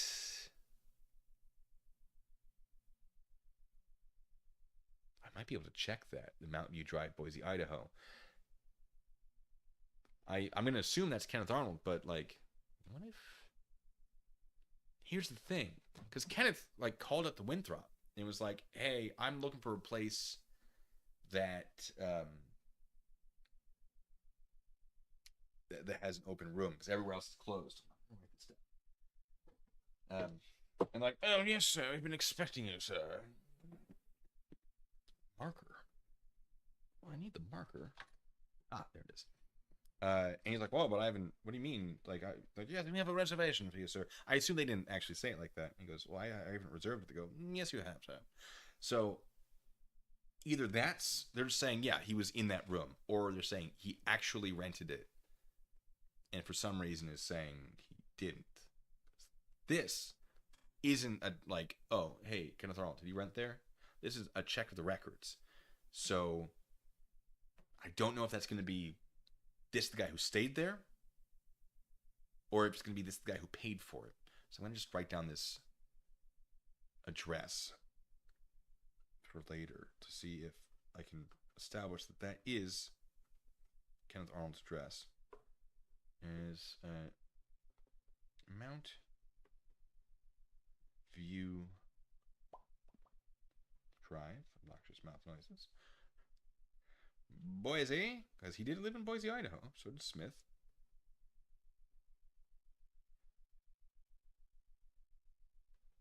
Well, we'll figure that out later. Fascinating. put that there for me to forget about. Mark Michael Kine. Michael Kine. I'm saying Mike Cocaine. Like, oh, it's that cocaine. It's mine. It's my cocaine. That's how you do a Michael Caine accent or impression. All right. Oh, boy. Following information was obtained by Special Agent in an interview on August 12th. I'm tired. I'm very tired today. Captain Redacted, United States Airline pilot. This is going to be Email J. Smith. Something. United Airlines pilot. It should be noted that Captain Smith, or Smithy, as Arnold calls him, has previously received publicity for having supposedly seen flying discs or similar objects on July 4th. Yes, that is this guy. That's that article right there. Boop. He sure did. Moving on. Redacted. I already did that. Sorry, we're past that. United Airlines flight out of Boise, Idaho, in company with his co-pilot, who I do have the name of, Stevens. Ralph E. Stevens. Ralph E. Spelling is hard.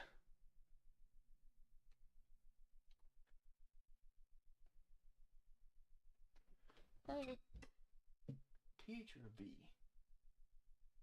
It's a V. All right. Of course it's not. It's Steffens.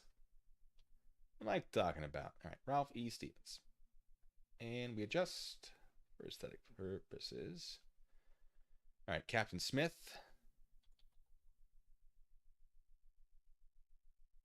States that they took off from Boise, Idaho at 8:12 p.m. and headed northwest at 300 degrees.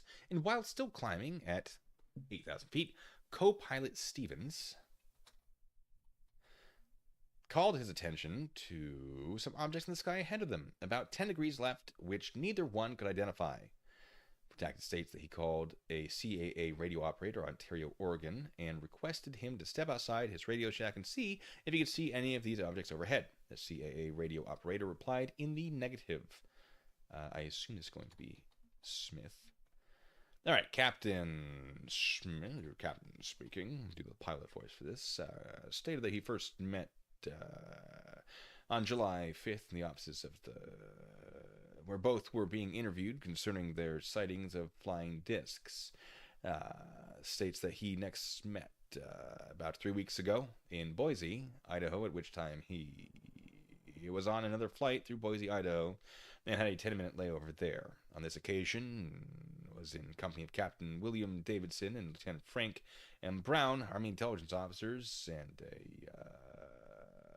sorry, I'm doing the I'm having fun. All right, he first met, I assume, Kenneth Arnold.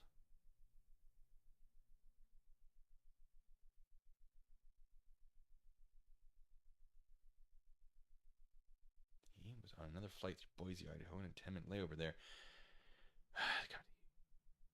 Yeah, it was on this occasion redacted. This can be Arnold was definitely. I mean, he's the one hanging out with all of them. And in the book, it actually says they were all doing meat and all that.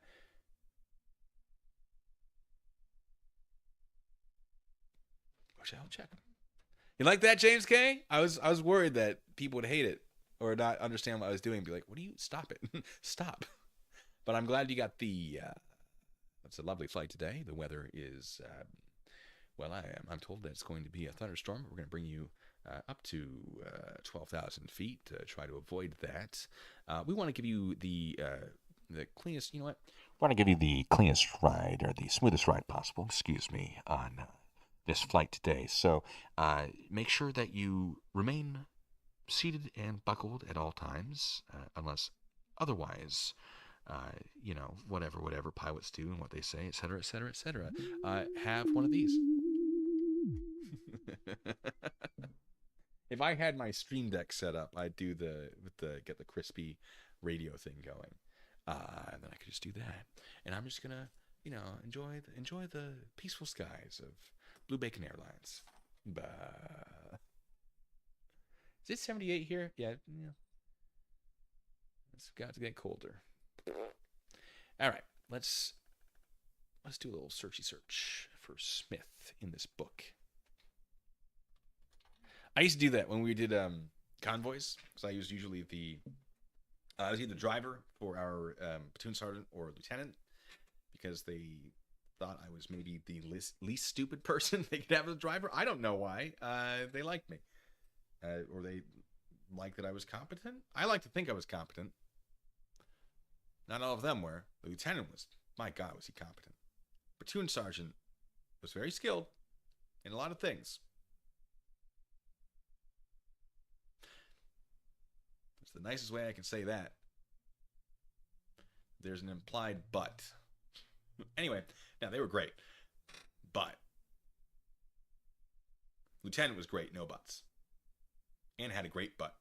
Captain Cook, talking about you. He's he made captain now. Know what he is now. Anyway. Sorry. There's a lot of inside jokes. I'm like, no, can't. No, they wouldn't get that. No. Anyway, so I would usually be on the radio either as the driver or if I was the team leader, I'd be in the front right, whatever. There's a terminology for it. It's if I remember. And so I'd be usually on the radio because our platoons don't have a map, because our Blue Force tracker was never turned on. I'd never used a Blue Force tracker in my life. That's our little GPS screen that tracks your blue forces, your friendly forces, or your technically friendly forces include more than just blue. It doesn't matter. There's stuff that contextually doesn't matter what green forces are and oppositional forces and blue. It doesn't matter for this context. We never used the Blue Force tracker. If any of you have been in the military, you know what that is. Never used it. Not once. I don't even know if it was plugged in. So, one did catch on fire once, though. That was fun. That was my vehicle. That was in Canada. We got it figured out. That's a whole different story. I'll tell you sometime. I don't want to go back into this unredacting. I'm too tired to do this. It's a lot. So much of this from memory, which makes it very obnoxious. So I think I'm just going to tell you stories for the next 17 minutes, if you don't mind. And I'm going to make sure I save this.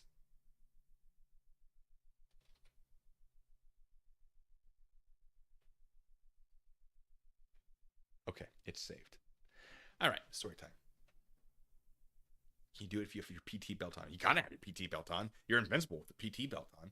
So I'd be on the radio, and usually like when we're all done, not when like everything's over. We do have to be professional, but we get to worry a lot less about it. I would sometimes, ladies and gentlemen, this is Blackhawk 4 speaking, or whatever the number. There are numbers that mean things. I don't think I ever knew what the numbers meant when I was when I was doing it for real. Like whatever call sign 6 is specific to like whatever commander. Do I remember? Did I know at the time? No. I just know. Okay, we're this. I'll say that over the radio. Hey, this person is saying this. You'll know what that means, platoon sergeant. I don't know if they did. I don't know. They were like the call sign and the number. They mean things. I just drove. I never bothered to learn, which is probably a bad thing. I'm going to Google that. You know what? I should learn today. In the Army, what does the number designate? It's always just like, hey guys, I never learned these things. So when people are like, this person's not a soldier because they ain't no thing, I look at myself and go, yeah, that's pretty standard though. Like if I was infantry, Mav, then I'd probably know these things, but we didn't play like that. Most of my career was investigations, not, doing field training. What in Army was number designate in call sign? Execute Order 66. Okay, military radio call sign list.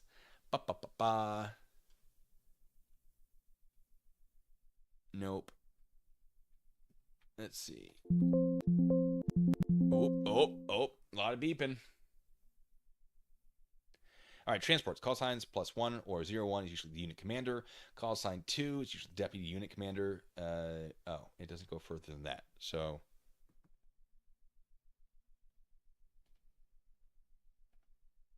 All right.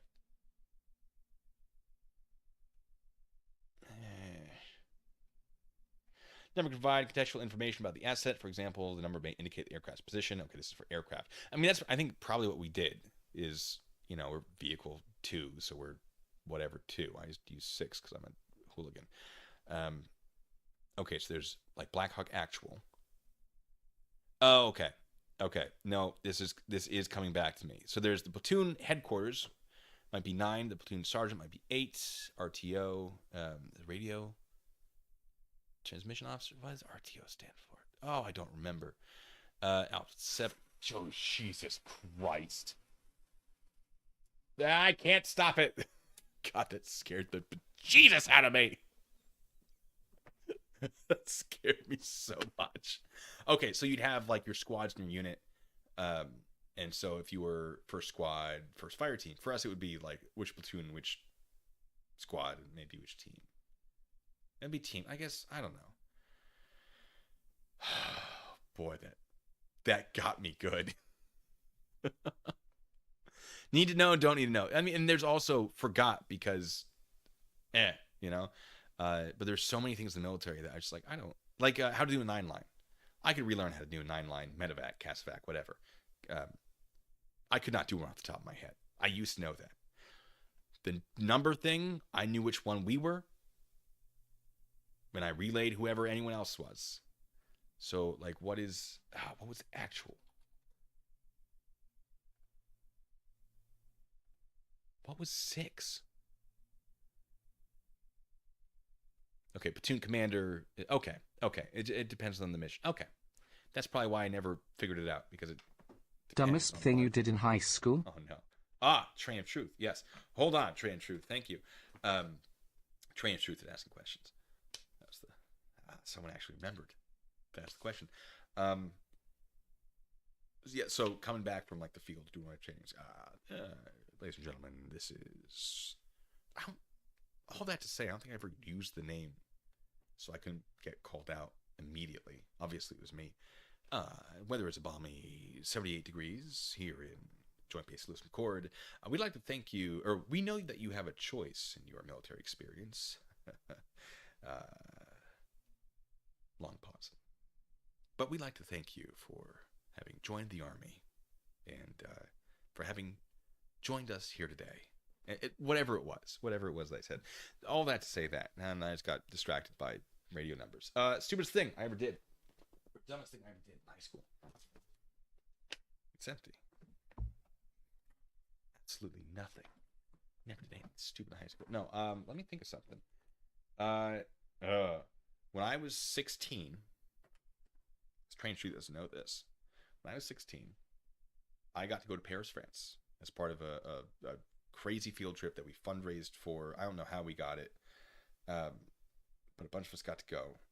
And on that trip, we didn't get to see the Eiffel Tower. We were in Paris, and there was no part of the trip where they're like, yeah, we're going to the Eiffel Tower. So a bunch of us, like most of us, if not all but one of us, snitched, which was the right thing to do. I'm going to be honest with you. It was the right thing to do, to be like, hey, where are all these people? And then the person who stayed behind, like, they went to the Eiffel Tower. We're like 16 in a foreign country, and like, oh boy, school's mad. I don't regret it, though. I know that it was the wrong thing. But I went to the Eiffel Tower. I went up the Eiffel Tower. It was great. I was wrong. I admit that I was wrong. I acknowledge I was wrong. We paid for it. It's the only time I had detention. I don't even know if it was called detention. It was like, you're staying to clean desks. You're scraping gum off these things. After hours, or whenever it was that it happened. Ultimately, like, the punishment wasn't that bad. We got yelled at a bunch, if I remember correctly. I don't remember it enough to think that it was that bad. I know they were very upset. And I know that we were just like, yeah, but we had to see the Eiffel Tower. We had to. And we had some degree of freedom to, like, go. Like, I went to the catacombs. A small group of us. We had permission to go to the catacombs. But this is like the night before we flew back. And so I think there was a curfew. And, like, we violated curfew to go. And I think that was it.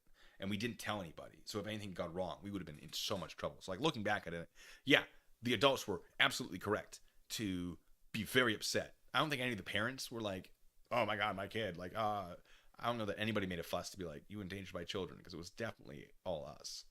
Um, but I think they made a big fuss initially, and then nobody like made a big fuss to them about it, and they just went, okay, fine. But like, we weren't the bad students. We were like, if we made it that far in whatever languages, Spanish and French, we went to Spain and France. Like, you weren't bad students. We weren't bad kids. We were a decent group. But damn, was that a dumb decision. Not because of repercussions. And I was a good kid. I didn't do the wrong thing for the most part. I tried, and I still do, try to do the right thing. I did a lot of extracurriculars. I was a delight to have as a student, so I'm told, because I actually tried. But yeah, that would probably meet that criteria. That's like the only thing that stands out as like a decision I made that was objectively wrong. Emotionally right, but objectively wrong. Don't regret it. But if I were in charge of a group of kids that did that, I think maybe it helped that we all did it except for one, who was not wrong to telling us, like absolutely not wrong to telling us. I think it helps that we all did it. You can't expel all of us. Nobody got expelled. All right, putting that back. Man, I haven't thought about that in a while.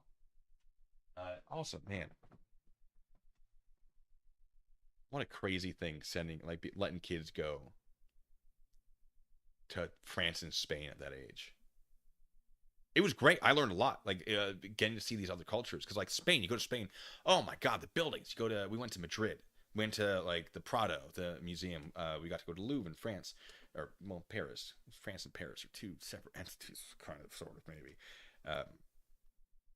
We got to see so many crazy things and just sort of experience so many new things. Vermont, experience diddly squat in Vermont. It's very sort of locked in, lovely place, locked in to what you're going to experience in Vermont. You know what you're going to get. But going there and just seeing how much graffiti is everywhere in Madrid, it's just like culturally, yeah, there's like these gorgeous, just 200-year-old marble, granite, whatever it is, whatever they're made out of, and just like graffiti everywhere. As I didn't know what that was like. Even here, like being in a big city with like very nice buildings. Let me rephrase. Not that I'm anywhere near anything like that, but like I've been to Boston by that point. I had been to New York by that point, and I've seen graffiti, but like this was everywhere on historical buildings. I just, wow. Okay.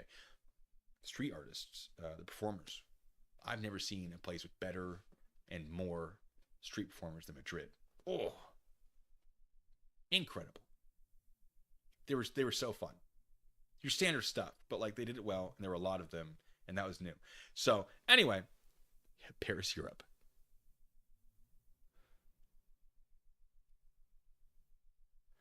D-man, call signs designated to units or aircraft, crafts, whatever applies. Each has a call sign owner, typically the OIC. So first platoon call sign is Hemorrhoid. The platoon commander is Hemorrhoid Actual. Okay, so it's whoever's in charge of the mission. That makes sense, because I remember like much bigger operations I would hear about, and then the numbers would be different. And so if it's unique to each mission, that makes sense. Am I stupid? Yes, I'm stupid. It's true, but there are some things I do well. Not everything. Can't throw a football. People are like, you have so many talents. No, I have a lot of hobbies that waste a lot of time. There are certain things I do or can do that have gotten me to where I am through a lot of hard work and with the support of some incredible people around me. But if you ever think I can do everything, because I'm not trying to like, oh, I can do everything. No, people, it's happened before in the chat. People are like, wow, I can't believe you can do that too. You can do so many things. And it's just like, gotta humble myself. I can't throw a football. Not consistently. Sometimes it does it. And I'm like, wow, I can throw a football. And then, nope. Can't do it. I can catch a football. Can't throw it. Never learned. It's a trade-off. Now I played baseball. I didn't play football. And I did track and field and fencing. Not well. Not competitively. Like I did track and field because it was exercise and it was available. I did fencing because that's just a cool thing to do. I was much younger though. I had a lot of opportunities growing up that a lot of people don't have. And man, was I lucky. Still am. And you're all here. I'm lucky to have you all here.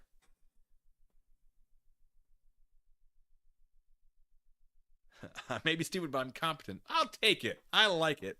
Thanks, but you went, T-Man, you went to Moscow? God, see, here's the thing, is I don't like the Russian government, but I like Russia. I think their history is incredibly fascinating. Just all the stuff it's been through. I think the culture is really fascinating historically. I think a lot of the buildings are really, really interesting. Like Red Square with all the whole, you know what I'm talking about. The thing that's in every Russian, Moscow, whatever postcard. I would love to go. The music, 1800s, early 1900s, and mid 1900s. The orchestral stuff, just like the darker, intense, your choir and your orchestra. I love that. I think that's a vibe. But don't love the Russian government. Don't like that at all. I just think culturally, historically, there's a lot of really fascinating stuff that I feel like I'm not supposed to appreciate because of, America and Russia and how it's been for a very long time. Unfortunately, it doesn't look like that's going to change. But there are a lot of things to like about Russia. There are a lot of things to dislike. I would have loved to have gone. I think I wouldn't have appreciated Russia at the time.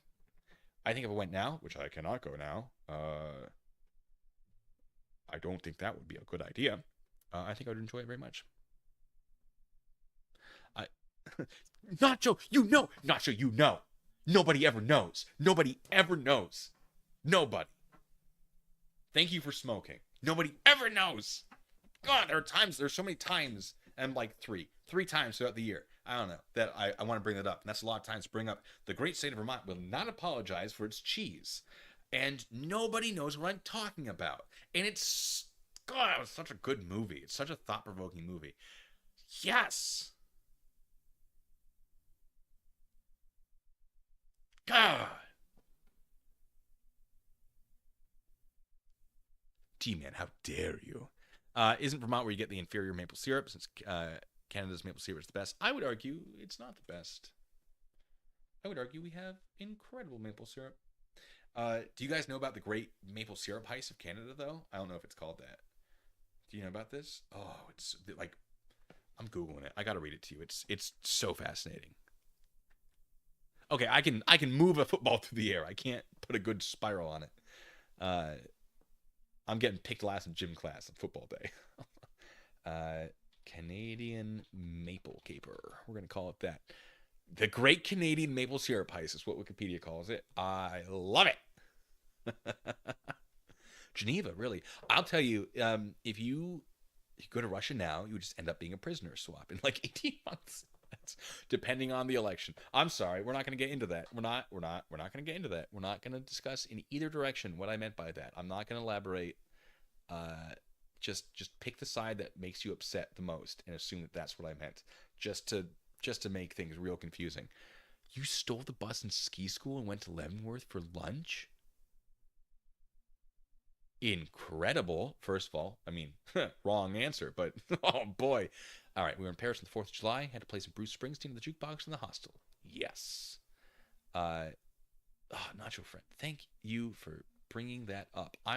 It's been so long. It's been so long since anybody's known what I'm talking about.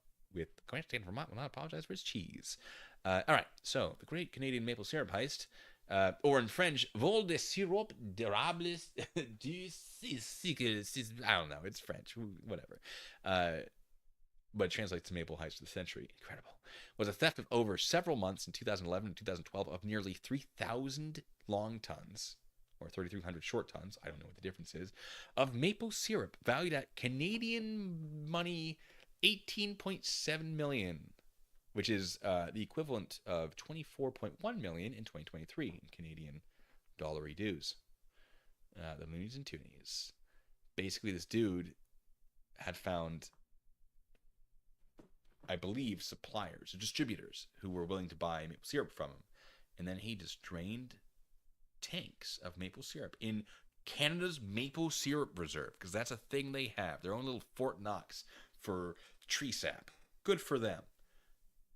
I mean, hard to argue with that. Maple syrup is incredible. they drained it. They refilled it with water. They started to initially, and in the beginning, they refilled it with water. Realized nobody was checking, then just stopped refilling it with anything. And so this was discovered when someone was like inspecting the barrels. I think I might have this entirely wrong, but I believe there was like an inspection going on, and some dude's climbing on the barrels that are supposed to be full, and then like the tower of barrels collapses, and he's just like, and he almost probably dies. Oh, let me see if I can. Yeah, okay. The FPAQ.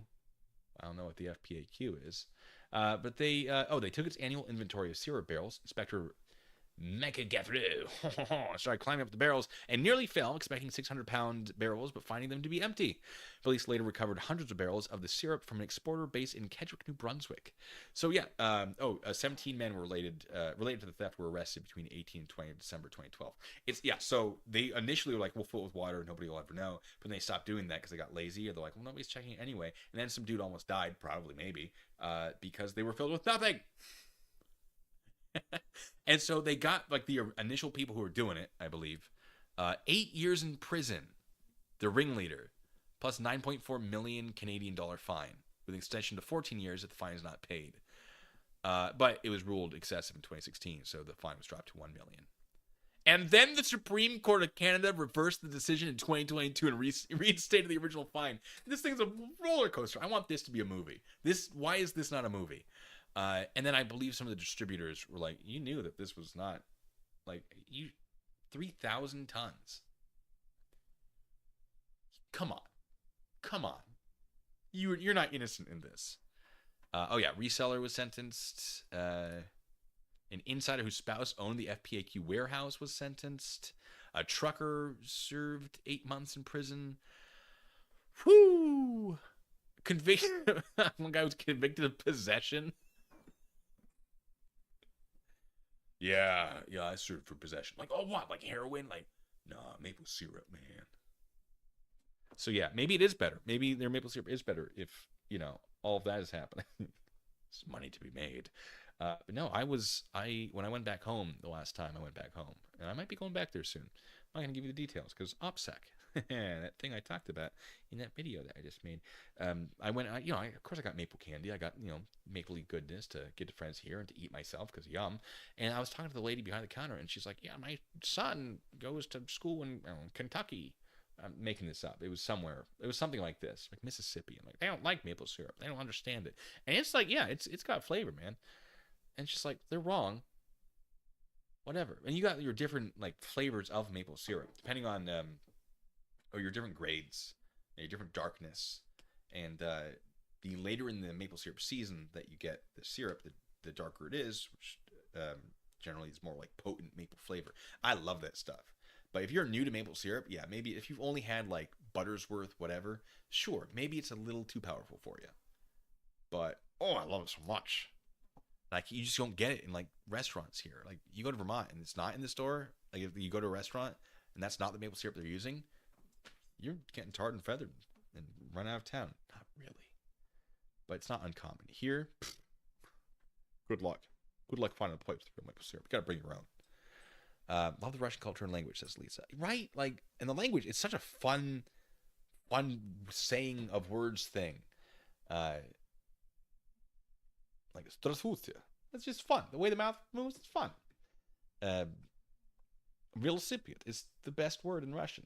It's bicycle. It's the one I use all the time. But if you want to go to Europe and you're looking for a great place, my favorite place to go, that you can do quickly, Prague. Most beautiful city I've ever been to. A lot of stuff to do over like a weekend. If you go to France, you go to Germany, you go to all these other places, like, yeah, there's going to be a ton of stuff, but like, you're going to want some time. Much bigger place. Outside of Prague, the Czech, whatever it is now, oh boy, there's stuff. So a lot of, you can blow up. If you ever saw the movie Yes Man, yes, you can blow up a cow with a bazooka. I believe that exists out there. A lot of weapons that the people in the area just have maintained after all the shenanigans, and you can pay to use them. Yeah. I did not. I did go to the Sedlec Ossuary, which is like a church with a basement full of bone structures, like designs made out of, there's a chandelier made out of bones. It's really cool. I don't know if it's still open to the public, but it was. But the Prague is pretty cheap for a city. Pretty affordable compared to a lot of other things. The money conversion is a little weird. But I don't know if you can hear that, but there's an ice cream truck going by.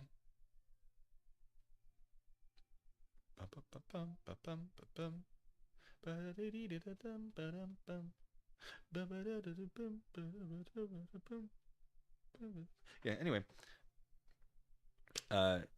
Russia story above. Grandfather, remind me to tell you a story of my grandfather in Russia accidentally getting onto a submarine base. You're going to have to tell me about that later for sure.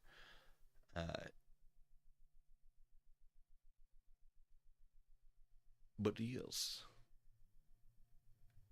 Yeah, sorry. So, a lot of countries, a lot of really cool things to do. But like Prague, if you want something like just a few days, yes, I loved it. Smell of maple syrup makes nauseous. Get out of here. Get out of here. In Australia, someone stole a whole tanker truck of Bundaberg rum worth millions. They got caught. It's what your money is based on. That's your.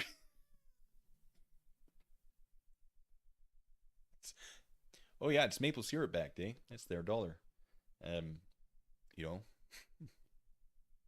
Canada's great.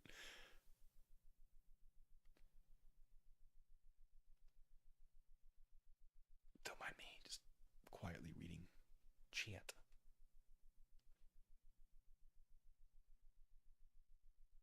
Oh, I had it on Netflix. I'll have to check that out. 1.5 billion pounds of cheese in reserve. Why?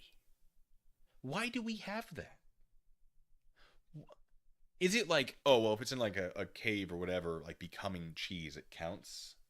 Or is it like legitimately set aside for cheese-based emergencies? Maple syrup mafia? What? Okay, well, maybe that's going to be the next topic of a video. Canada. If I go missing, it's the maple syrup mafia. Never be able to. Maple syrup cartel. Federation of Quebec. Oh, I will talk all the smack about Quebec.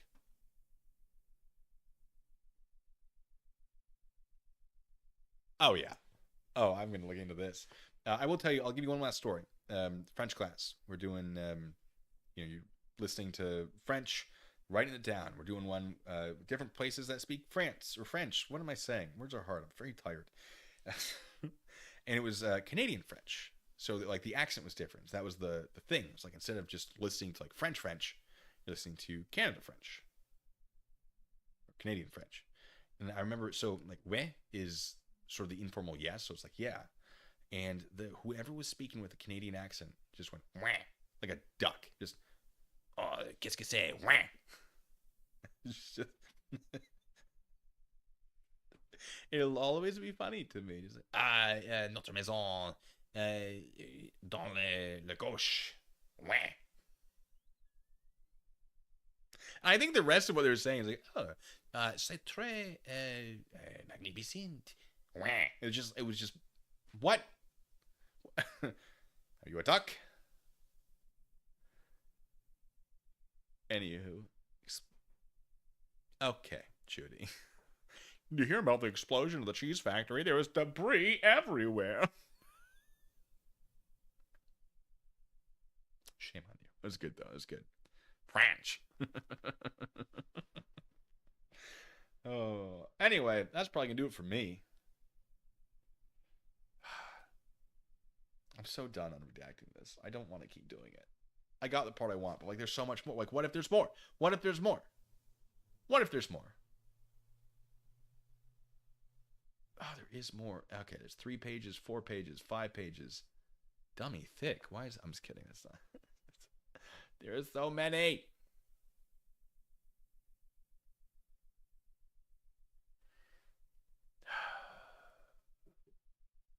I don't know. If you want me to keep doing this live, I will. It is not faster to do this live. But like, if you guys are interested in this, all 25 of you, I'll keep doing it. Leave once this stream is over. Leave a comment. Like the video, whatever. If you're like, yes, I would like to see more of this weird 2-hour nonsense. That is an accurate Quebec. Okay, all right.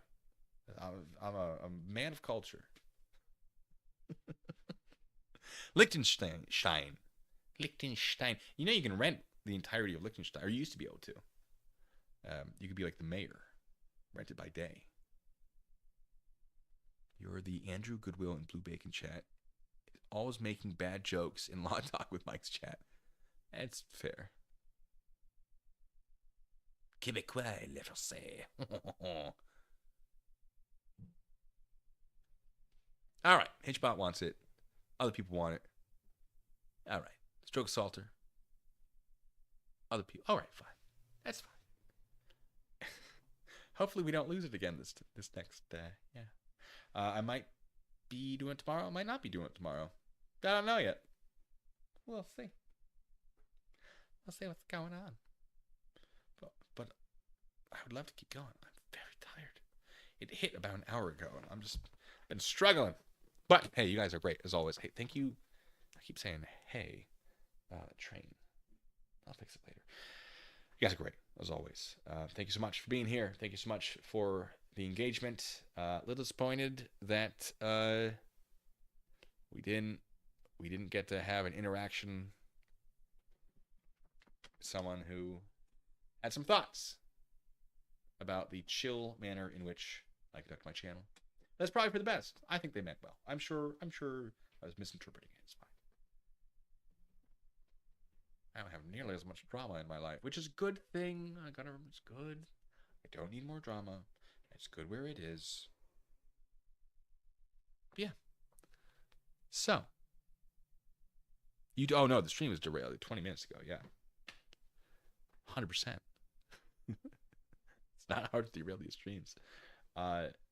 Especially when you're bringing up topics that are more exciting than what we're doing here. I got my pins to deal with too. Anyway, for realsies though. Ladies and gentlemen, thank you so much for your time. And until the next time, be good, stay safe.